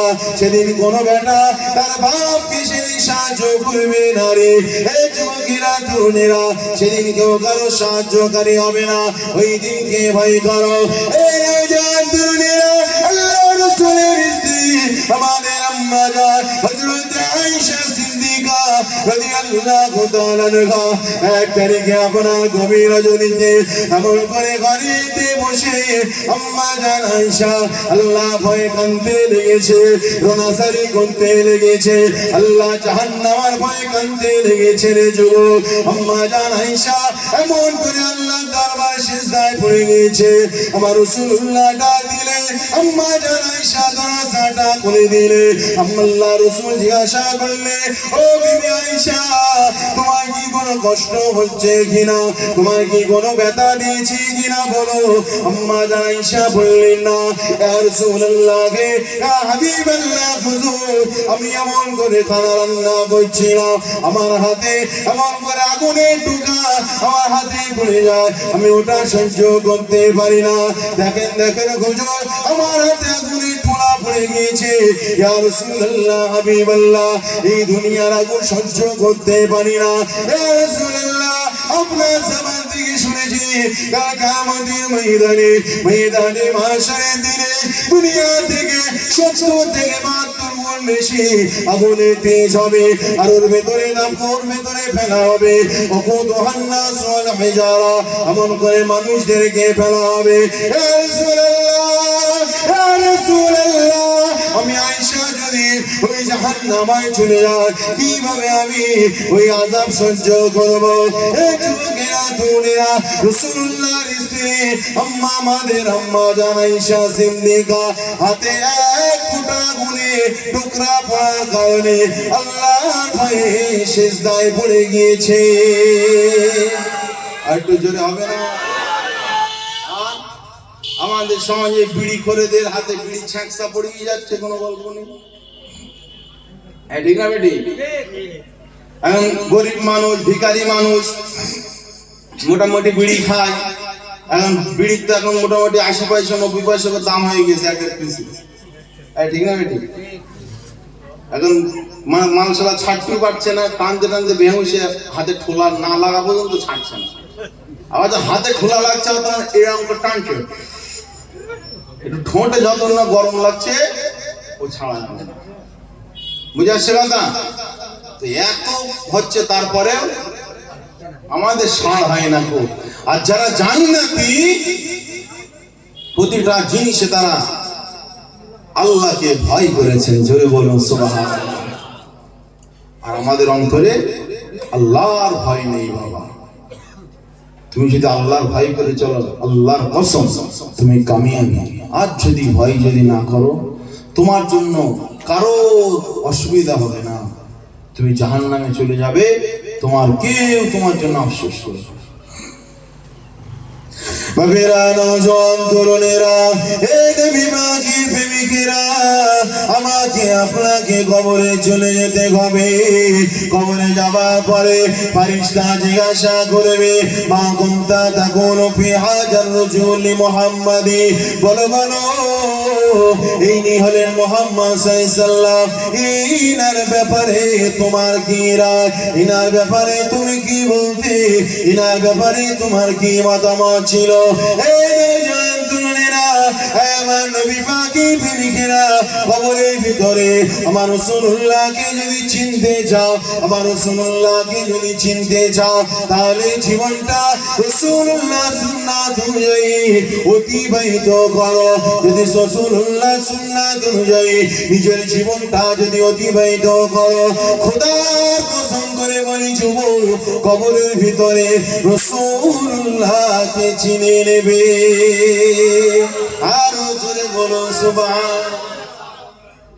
কবরে যা হবে, দুনিয়ার প্রশ্ন সব কি হল হয়ে গিয়েছে, ঠিক আছে?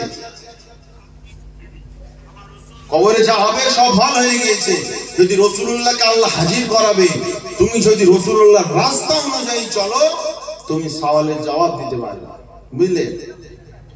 মান রব্বুকা মা দীনুকা মান নবিয়ুকা, এটা হাদিসের কিতাবে আবু দাউদে। আর বুখারী মুসলিমে আপনার একটা প্রশ্ন কথা এসেছে, সেটা হলো মা কুনতা তাকুলু ফি হাজার রাসূল মুহাম্মদ সাল্লাল্লাহু আলাইহি ওয়াসাল্লাম। বুঝলে? আমার রাসূলের ব্যাপারে জিজ্ঞাসা করা হয়। যারা রাসূলুল্লাহ আদর্শ অনুযায়ী যারা চলবে, তাদের কি হবে? কবরে তারা আমার নবীকে চিনে নেবে, আর যে নবীকে চিনে নেবে ওই মানুষটা জান্নাতি হয়ে যাবে। জোরে বলুন সুবহানাল্লাহ।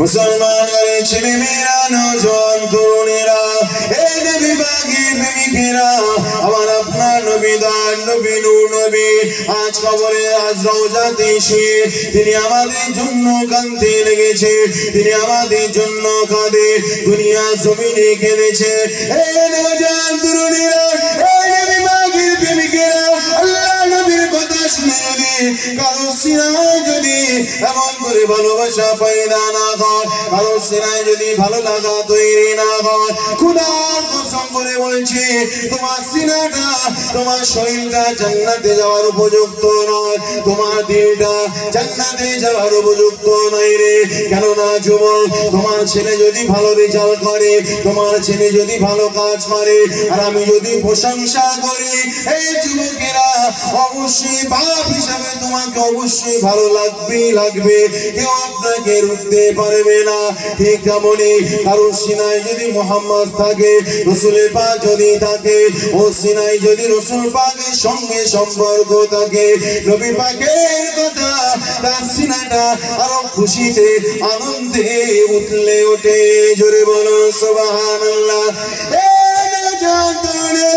আমার নবী পাকের প্রেমিকেরা পৃথিবীর জমিনে আমার আপনার নবী আমাদের হালাল রাস্তা সঠিক রাস্তা দেখানোর জন্য তিনি এত কষ্ট সহ্য করেছে এত ব্যথা বেদনা সহ্য করেছে কখনো তায়েফের জমিনে গিয়ে রক্তাক্ত হয়ে বাড়িতে ফিরেছে কখনো হদের জমিনে গিয়ে রক্তাক্ত হয়ে বাড়িতে ফিরেছে কখনো মক্কার বেঈমানেরা এমন করে মদিনা মক্কার বেঈমানেরা রাসূলুল্লাহ শরীরের উপরে উটের নাড়ি বুড়ি চাপিয়ে দিয়েছে কখনো রাসূলুল্লাহকে গালি দিয়েছে কখনো রাসূলুল্লাহর বিরুদ্ধে কথা বলেছে এই যুবকেরা তরুণেরা আমার নবী আমাদের নাজাতের জন্য আমার রাসূলুল্লাহ পরিশ্রম করে গিয়েছে আমার নবী মেহনত করেছে কিভাবে আমার গুনাহগার উম্মতিরা জান্নাতে যেতে পারবে আমার উম্মতিরা যেন শয়তানের ওয়াসওয়াসায় না পড়ে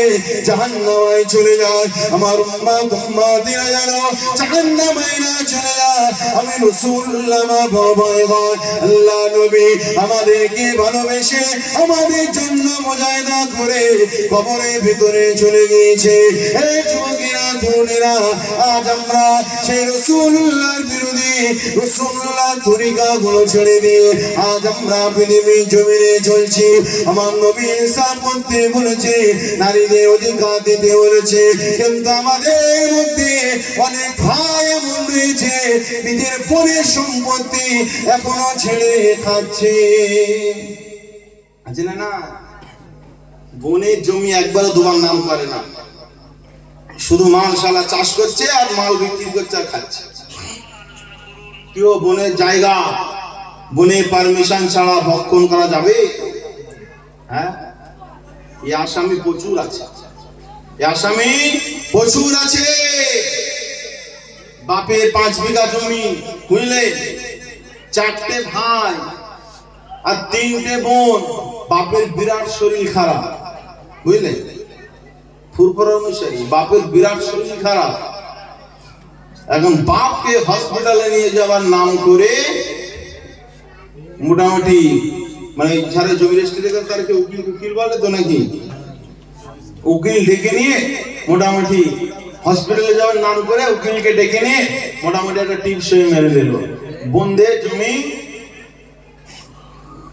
দেবে না বুঝলেন হুজুর এই খবর কি করে জানলেন কি করে লিক হয়েছে খবর কেউ পাপের কথা চেপে থাকে না এখন মোটামুটি ধরেন ইনি তার উকিল ঠিক আছে আমি ডেকে নিয়ে গেলাম যে আমার মোটামুটি জমিগুলো আমাদের 4 ভাইয়ের নামে যদি করে দিস তাহলে মোটামুটি তোর পয়সা দেবো বুঝলেন এখন ভাই মোটামুটি ঠিকঠাক করে এসে সব এবার সই হয়ে গিয়েছে আমরা জমি পেয়ে গেলাম এখন দেখছি আমি তো জমি পেয়ে গিয়েছি এই 10,000 টাকা দেবো বললো আচ্ছা 10,000 টাকা দেবো কেন জমি তো আমাদের হয়ে গিয়েছে এবার এই হুজুরে এসে সবার সঙ্গে বলে বেরিয়ে গেছে বুঝলেন যে এরকম করে নিয়ে গিয়েছিল হসপিটালে মানে ডাক্তার দেখানো নাম করে আর সই করে নিয়েছে বুঝে আসছে কথা শোনেন বাপ অনেক মানে ভাই রয়েছে দরদ দেখায় শুকনো দরদ দেখায় মানে দরদ দেখায় মানে কি,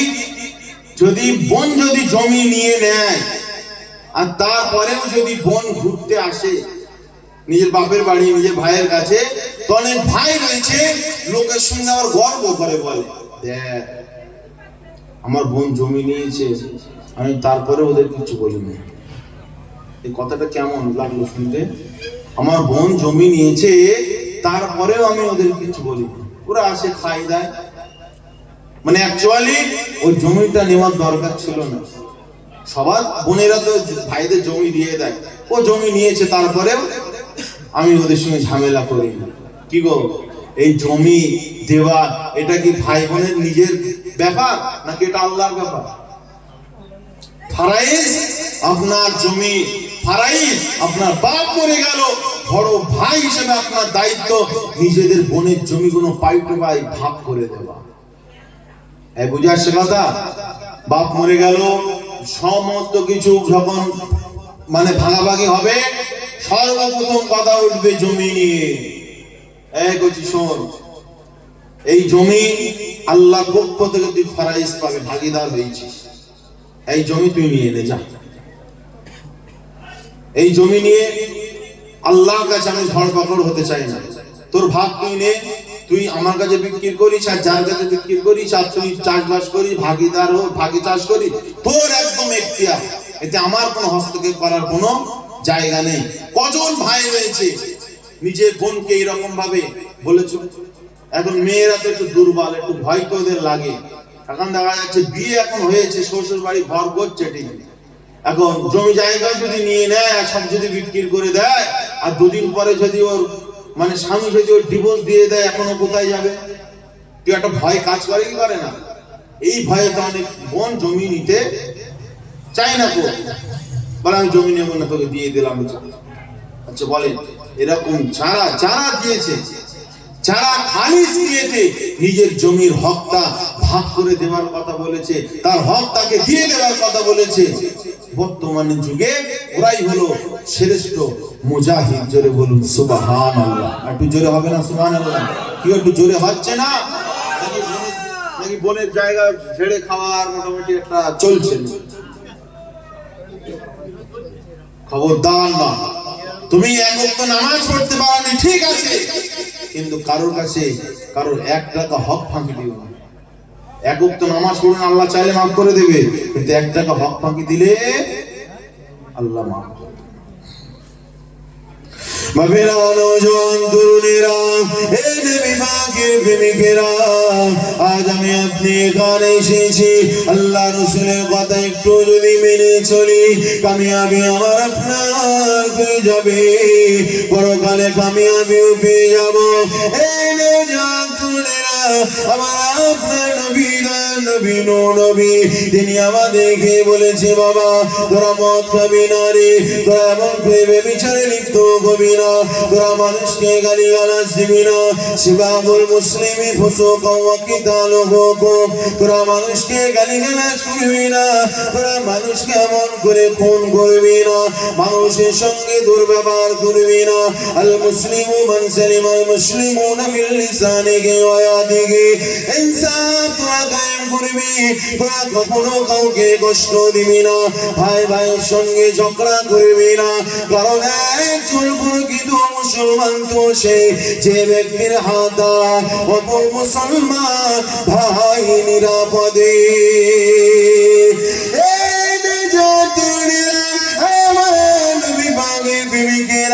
আমার আপনার নবী নবী তিনি আজ খবরে আমাদের জন্য কাঁদে, আর রাস্তা আমরা ভুলে গেছি।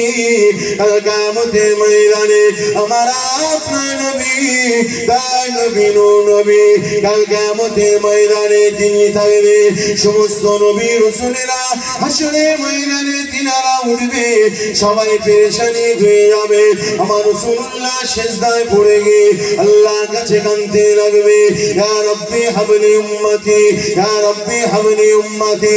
এই যুবকেরা তরুণেরা, আদম শফিউল্লাহ কাছে যাবে, আদম শফিউল্লাহ ফিরিয়ে দেবে।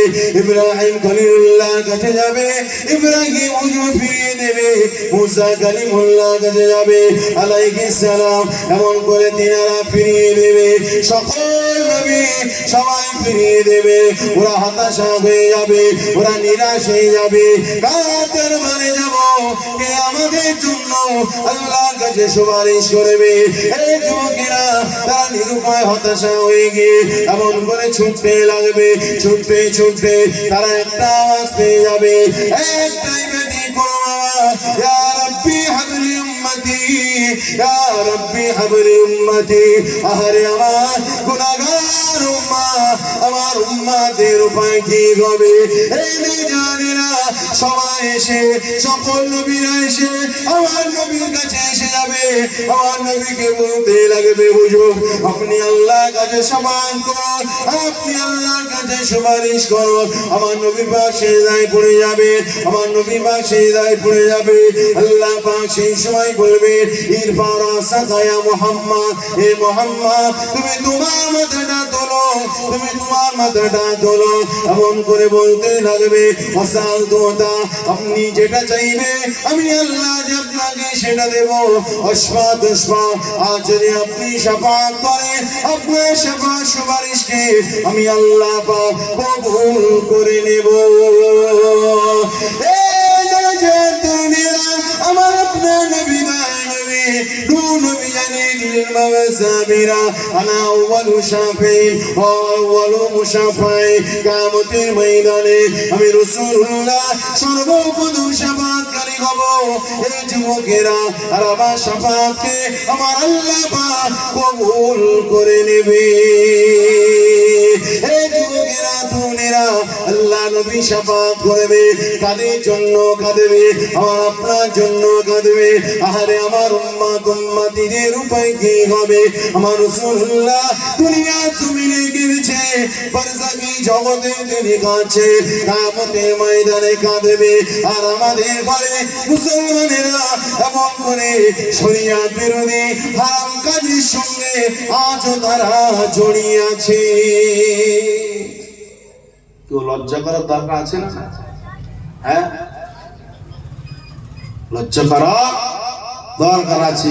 মানুষের মানে কিছু কিছু ছেলে দেখবেন ওয়াজ বোঝার চেষ্টা করে, বুঝলে?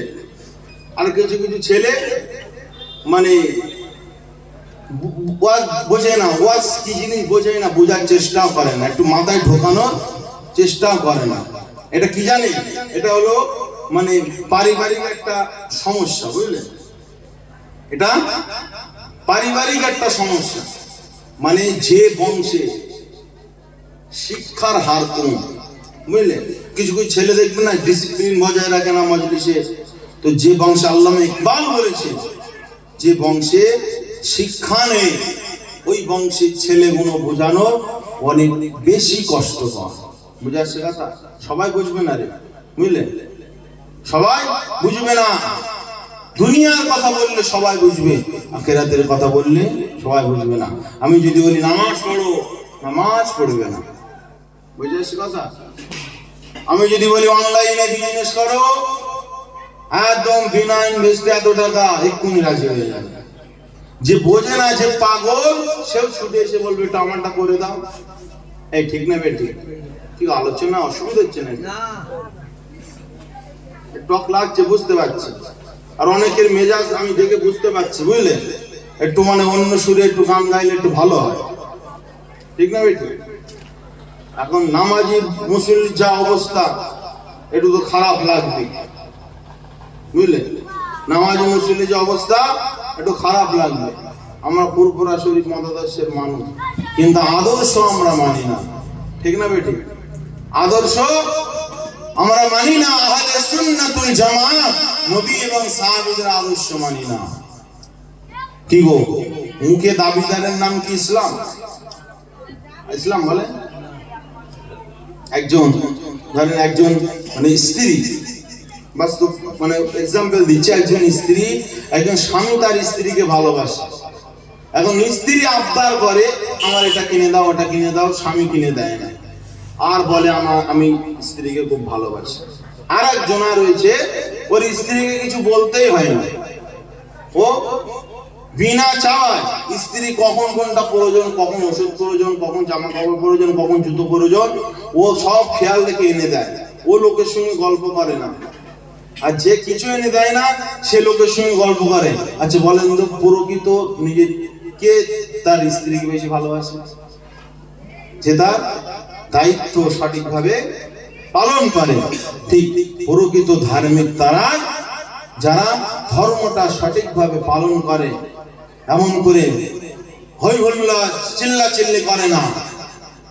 আর যারা বেশি চিল্লা চিল্লি করে, আগেই যেটা বললাম, যে বেশি শরীরে আপনি বাড়াবাড়ি করলে ধর্ম থেকে বিচ্ছিন্ন হয়ে যাবে। বুঝা ছিল কি আলোচনা অসুবিধা হচ্ছে নাকি?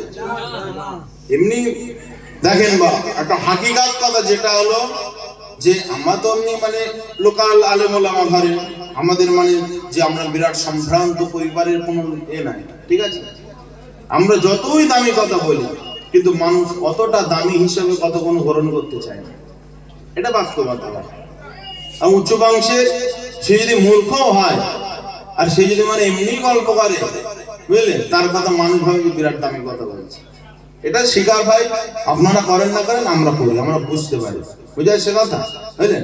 আমরা আলোচনা করে যদি একটু ভুল হয়ে যায়, বিরাট ব্যাপার, হুজুর ভুল বলেছে, বুঝলেন?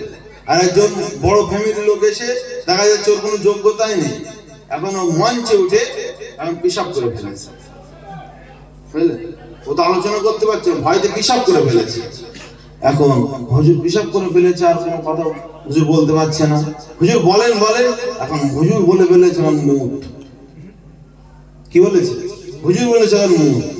এখন ভক্তরা বলছে, ওই দেখ হুজুর কত বড় আল্লাহ বলি, মাইক উঠে পরে মৌতের কথা বলছে।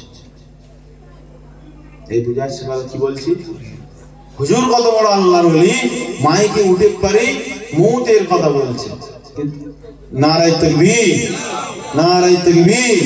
औलादे मुजादिदुज ज़मान जनाब भाईजान हुजूर केवला सिलसिलाए हापुर फराज शरीफ मसला के मुजादिदुज ज़मान मसला के अबू बकर सिद्दीकी नारे तकबीर नारे तकबीर।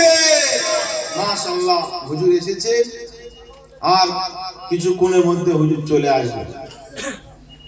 বাপেরা কি আলোচনায় বেজার হচ্ছেন নাকি?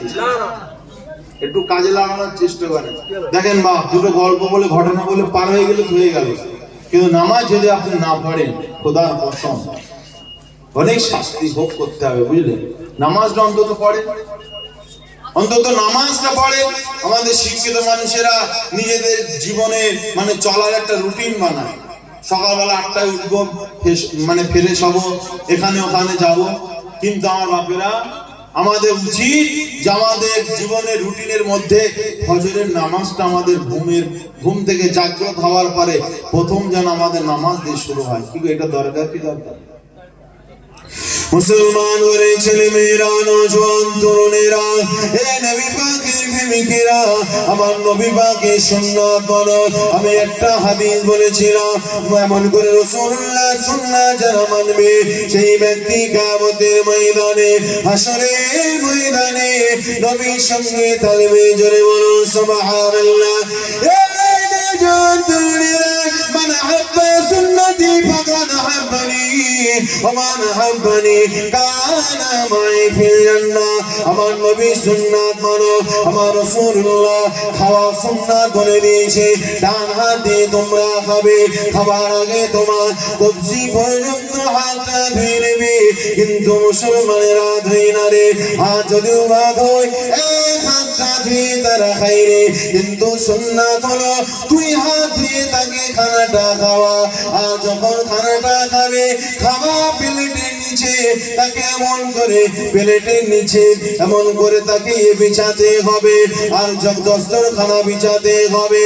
কারণ হলো আপনি খেতে খেতে যদি একটা লোকমা যদি দস্তরখানায় পড়ে যায়, আমার নবী বললে তুমি ডান হাত দিয়ে খানাটা তুলতে পারবে না, তুমি বাম হাত দিয়ে ওই লোকমাটা তুলে ডান হাতে দিয়ে খেয়ে নেবে।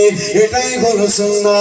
সেই জন্য আমার রাসূলুল্লাহ দুই হাতটা ধুতে বললে আপনি এক হাত দিয়ে খাচ্ছেন আর খানাটা পড়ে গেল, বাম হাত দিয়ে যদি আপনি ধরেন আর হাতটা যদি না ধুয়ে ধরে, হয়তো জীবাণু আপনাকে রোগাক্রান্ত করতে পারে। আহারে মায়ের নবী আমার এই সুন্নাত বলেছে, খাবার আগে আমার নবী দোয়া পড়তে বলেছে। আমরা দোয়াটা জানি অনেকে, কিন্তু পড়তে ভুলে যায়, দোয়া আমরা পড়ি না। খাবার শেষের দোয়া আজ আমরা ভুলে যাই। খাবার শেষে আমাদের দোয়া পড়ার চিন্তা থাকে না।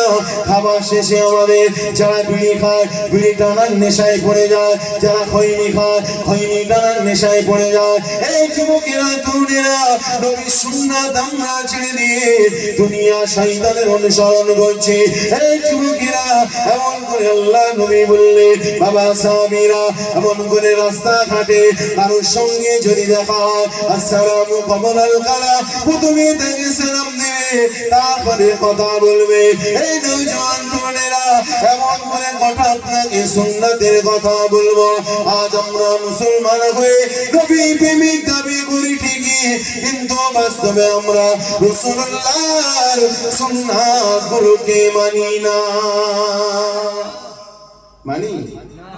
আপনি আপনার ঘরের বিচার করেন, লোকের বিচার করে কোনো লাভ হবে না।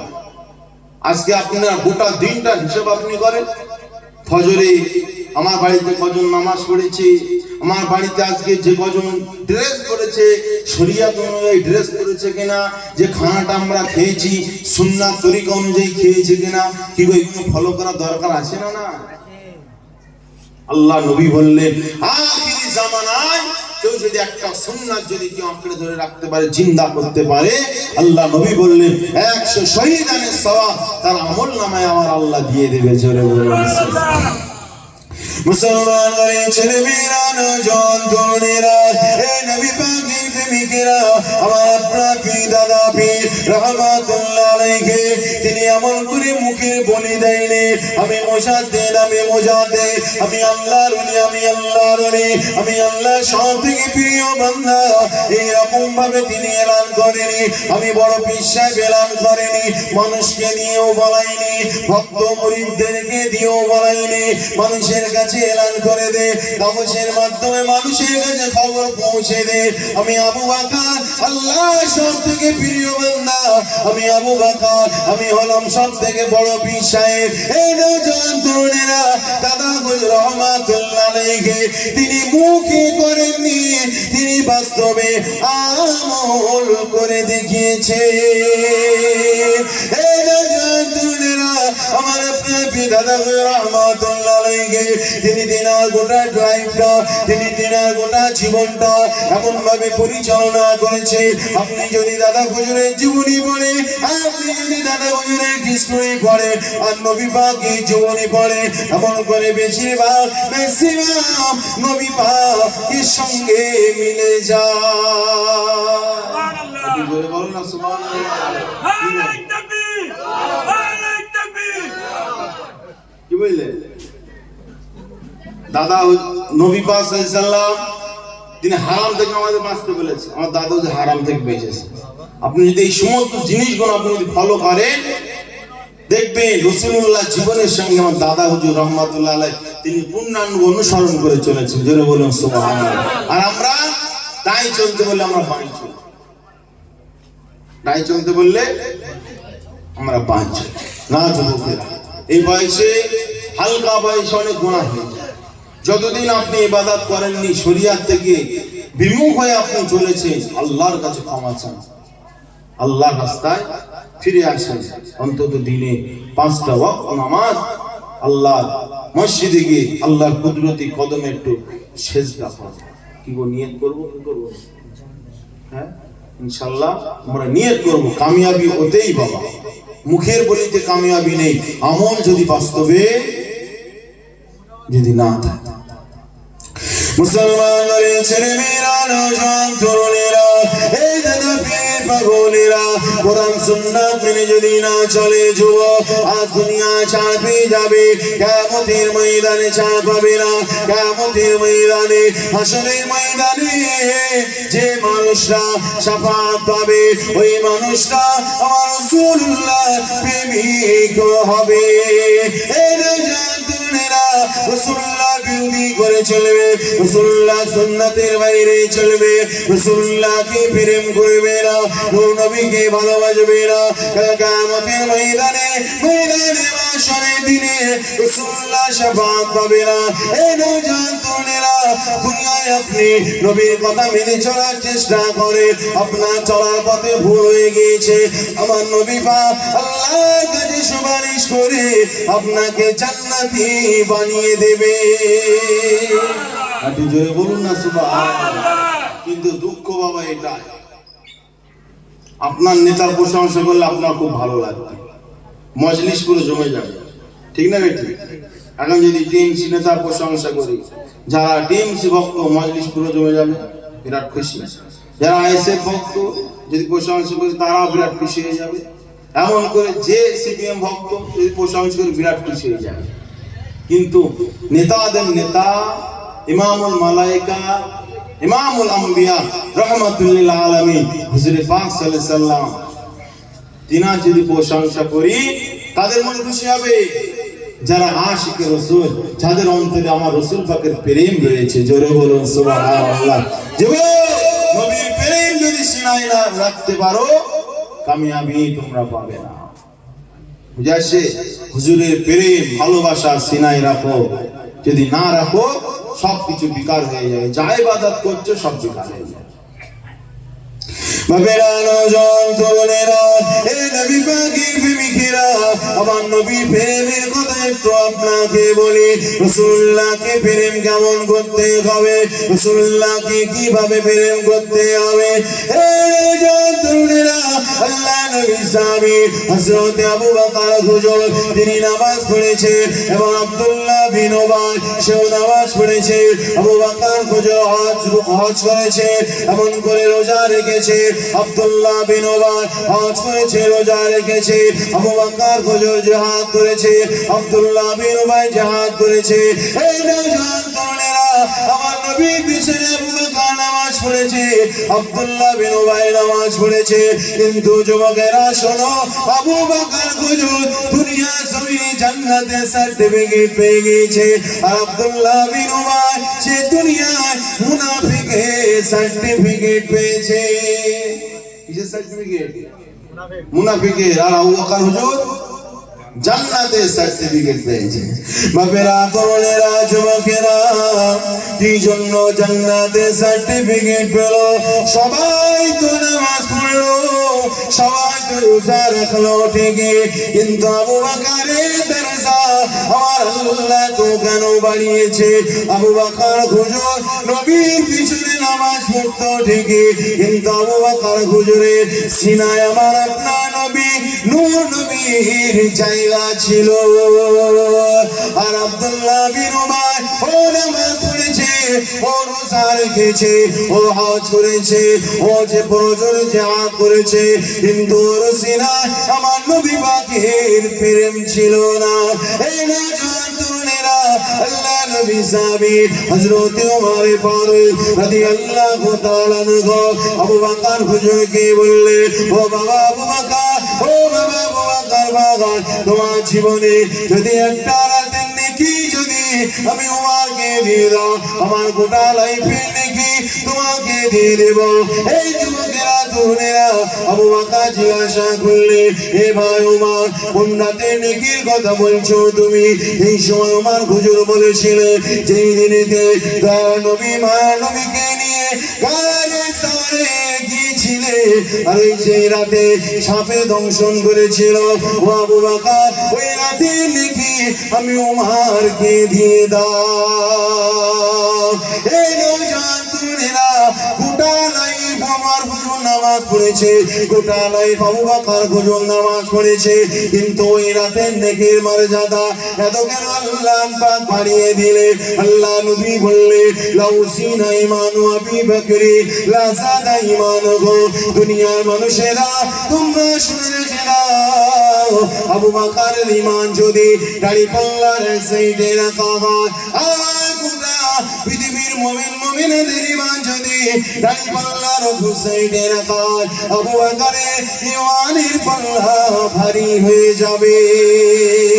এই নওজোয়ান তরুণেরা, আবু বকর হুজুরে ওই রাতে নেকির কেন এত পাওয়া আবু বকর হুজুরের কোলে আমার নবী পাক সাল মুবারক রেখে শুয়েছিল আবু বকর হুজুরের পায়ে সাপ দংশন করেছিল আমার রাসূলুল্লাহ কষ্ট পাবে আমার রাসূলুল্লাহকে যদি ডাকে আমার নবী পাক ব্যথা পেয়ে যাবে কারণ মক্কার বেঈমানদের অত্যাচারে আমার নবী মক্কা থেকে পথ ছেড়েছে মক্কার জায়গা ছেড়ে মদিনার পথে যেতে গিয়ে আবু বকর হুজুর এবং আমার নবী পাক হেঁটে হেঁটে যাচ্ছিলেন হঠাৎ করে এক টুকরা পাথরে আমার নবী পাকের পায়ে একটু আঘাত হয় আমার নবী হাঁটতে পারে না আমার নবী পাককে কি করলে আবু বকর হুজুর কাঁধে করে নিয়ে গিয়ে কানের সরের মধ্যে আশ্রয় নিলে সেখানে বসে গেলে আবু বকর হুজুর তিনি দেখলেন আহারে মায়া নবী আমার তিনি ক্লান্ত অবস্থায় রয়েছে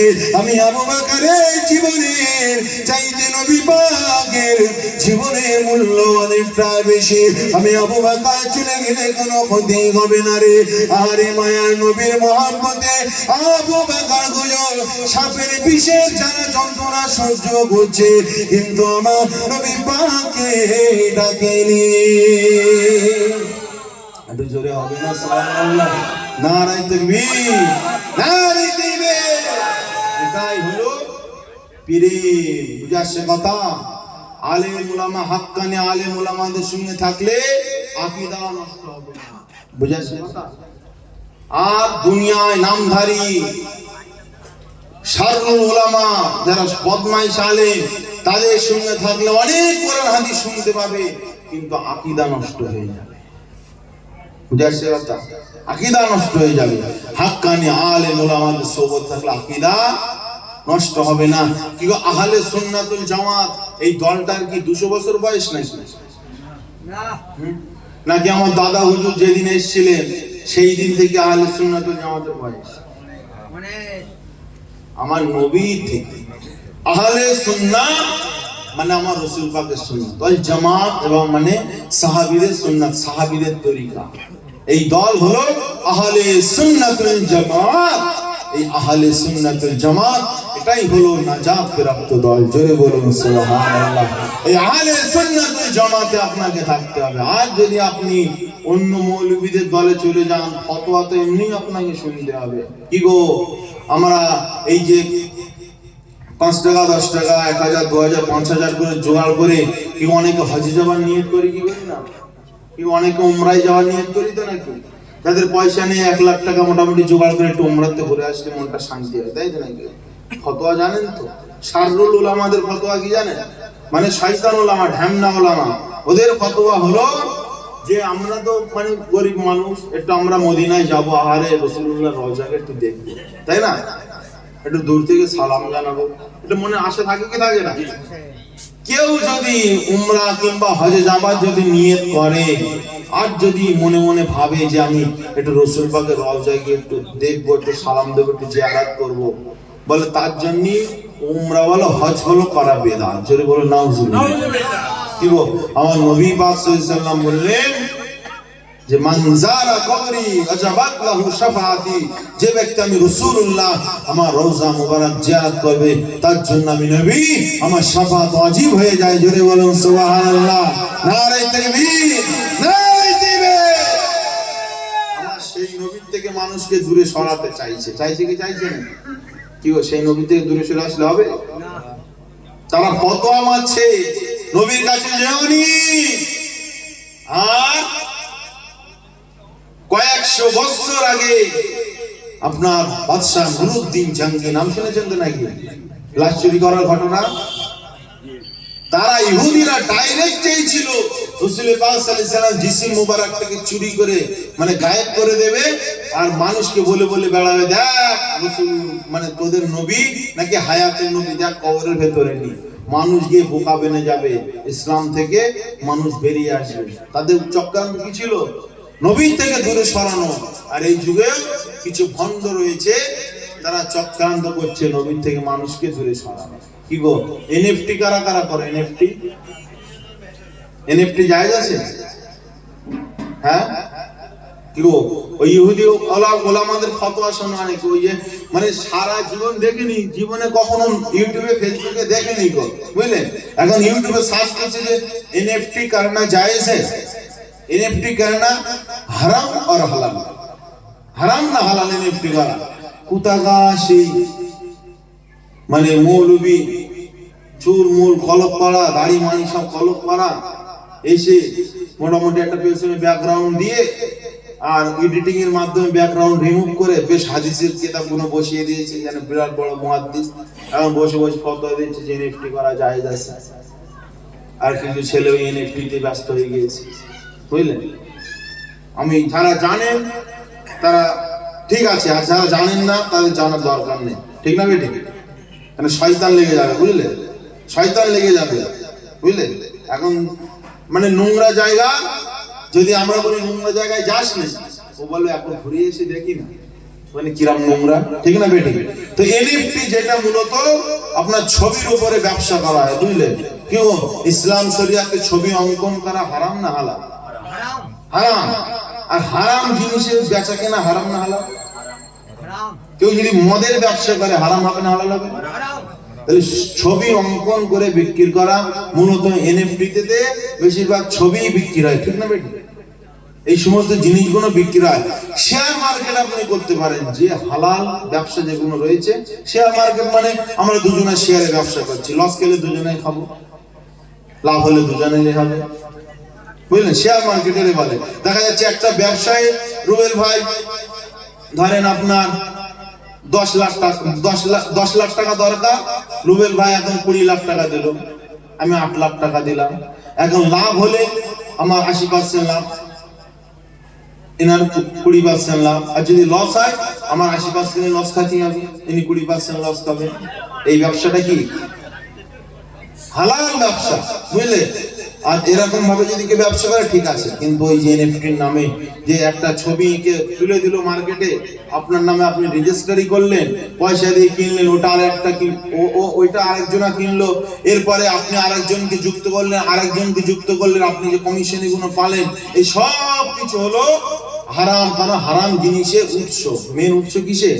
হারাম। হারাম জিনিসের ব্যবসা জায়েজ নাই। সেই জন্য বাবা ওই ইহুদিদের চক্রান্ত করবে আখিরি জামানায় এক শ্রেণীর আলেম ওলামারা, তারা হারামকে হালাল বলে তারা ফতোয়া দেবে। আল্লাহ নবী বললে তোমরা দেখবে আখিরি জামানায় তারা এমন এমন কথা বলবে তোমরা শোনোনি গো, তোমাদের পূর্বপুরুষ 14 গোষ্ঠী কেউ শোনেনি। এই বুঝে আসছে কথা? ফিতনাবাজদের থেকে দূরে থাকবে। আমাদের আকাবির ফুরফুরা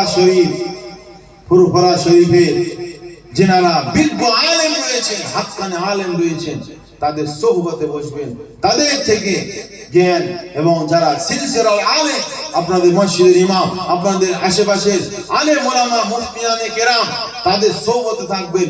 শরিয়াতের যদি মসলা ফতোয়া নিতে হয় তাদের কাছে যাবেন। বুঝে আসছে কথা? সবসময় ইন্টারনেট সার্চ করে ফতোয়া জানতে যেওনি। তুমি যদি ইন্টারনেট সার্চ করে ফতোয়া জানতে চাও তাহলে মৌলভী সাহেবের কাছে ফতোয়া পেয়ে যাবে, তোমার স্ত্রীর দুধ তুমি পান করতে পারবে। জোরে বলো নাউজুবিল্লাহ। এই ইউটিউবে ফতোয়া আছে না?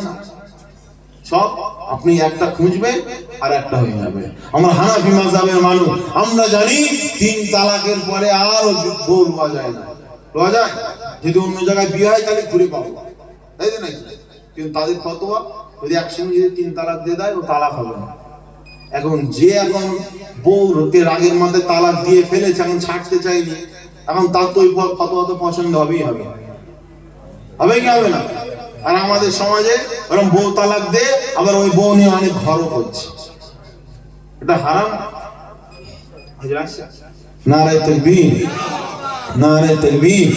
औलादे मुजादिदु ज़मान, औलादे मुजादिदु ज़मान, हुजूर केबला, नारे तकबीर, सिलसिला फुरफुरा शरीफ, नारे तकबीर, सिलसिला फुरफुरा शरीफ, औलादे मुजादिद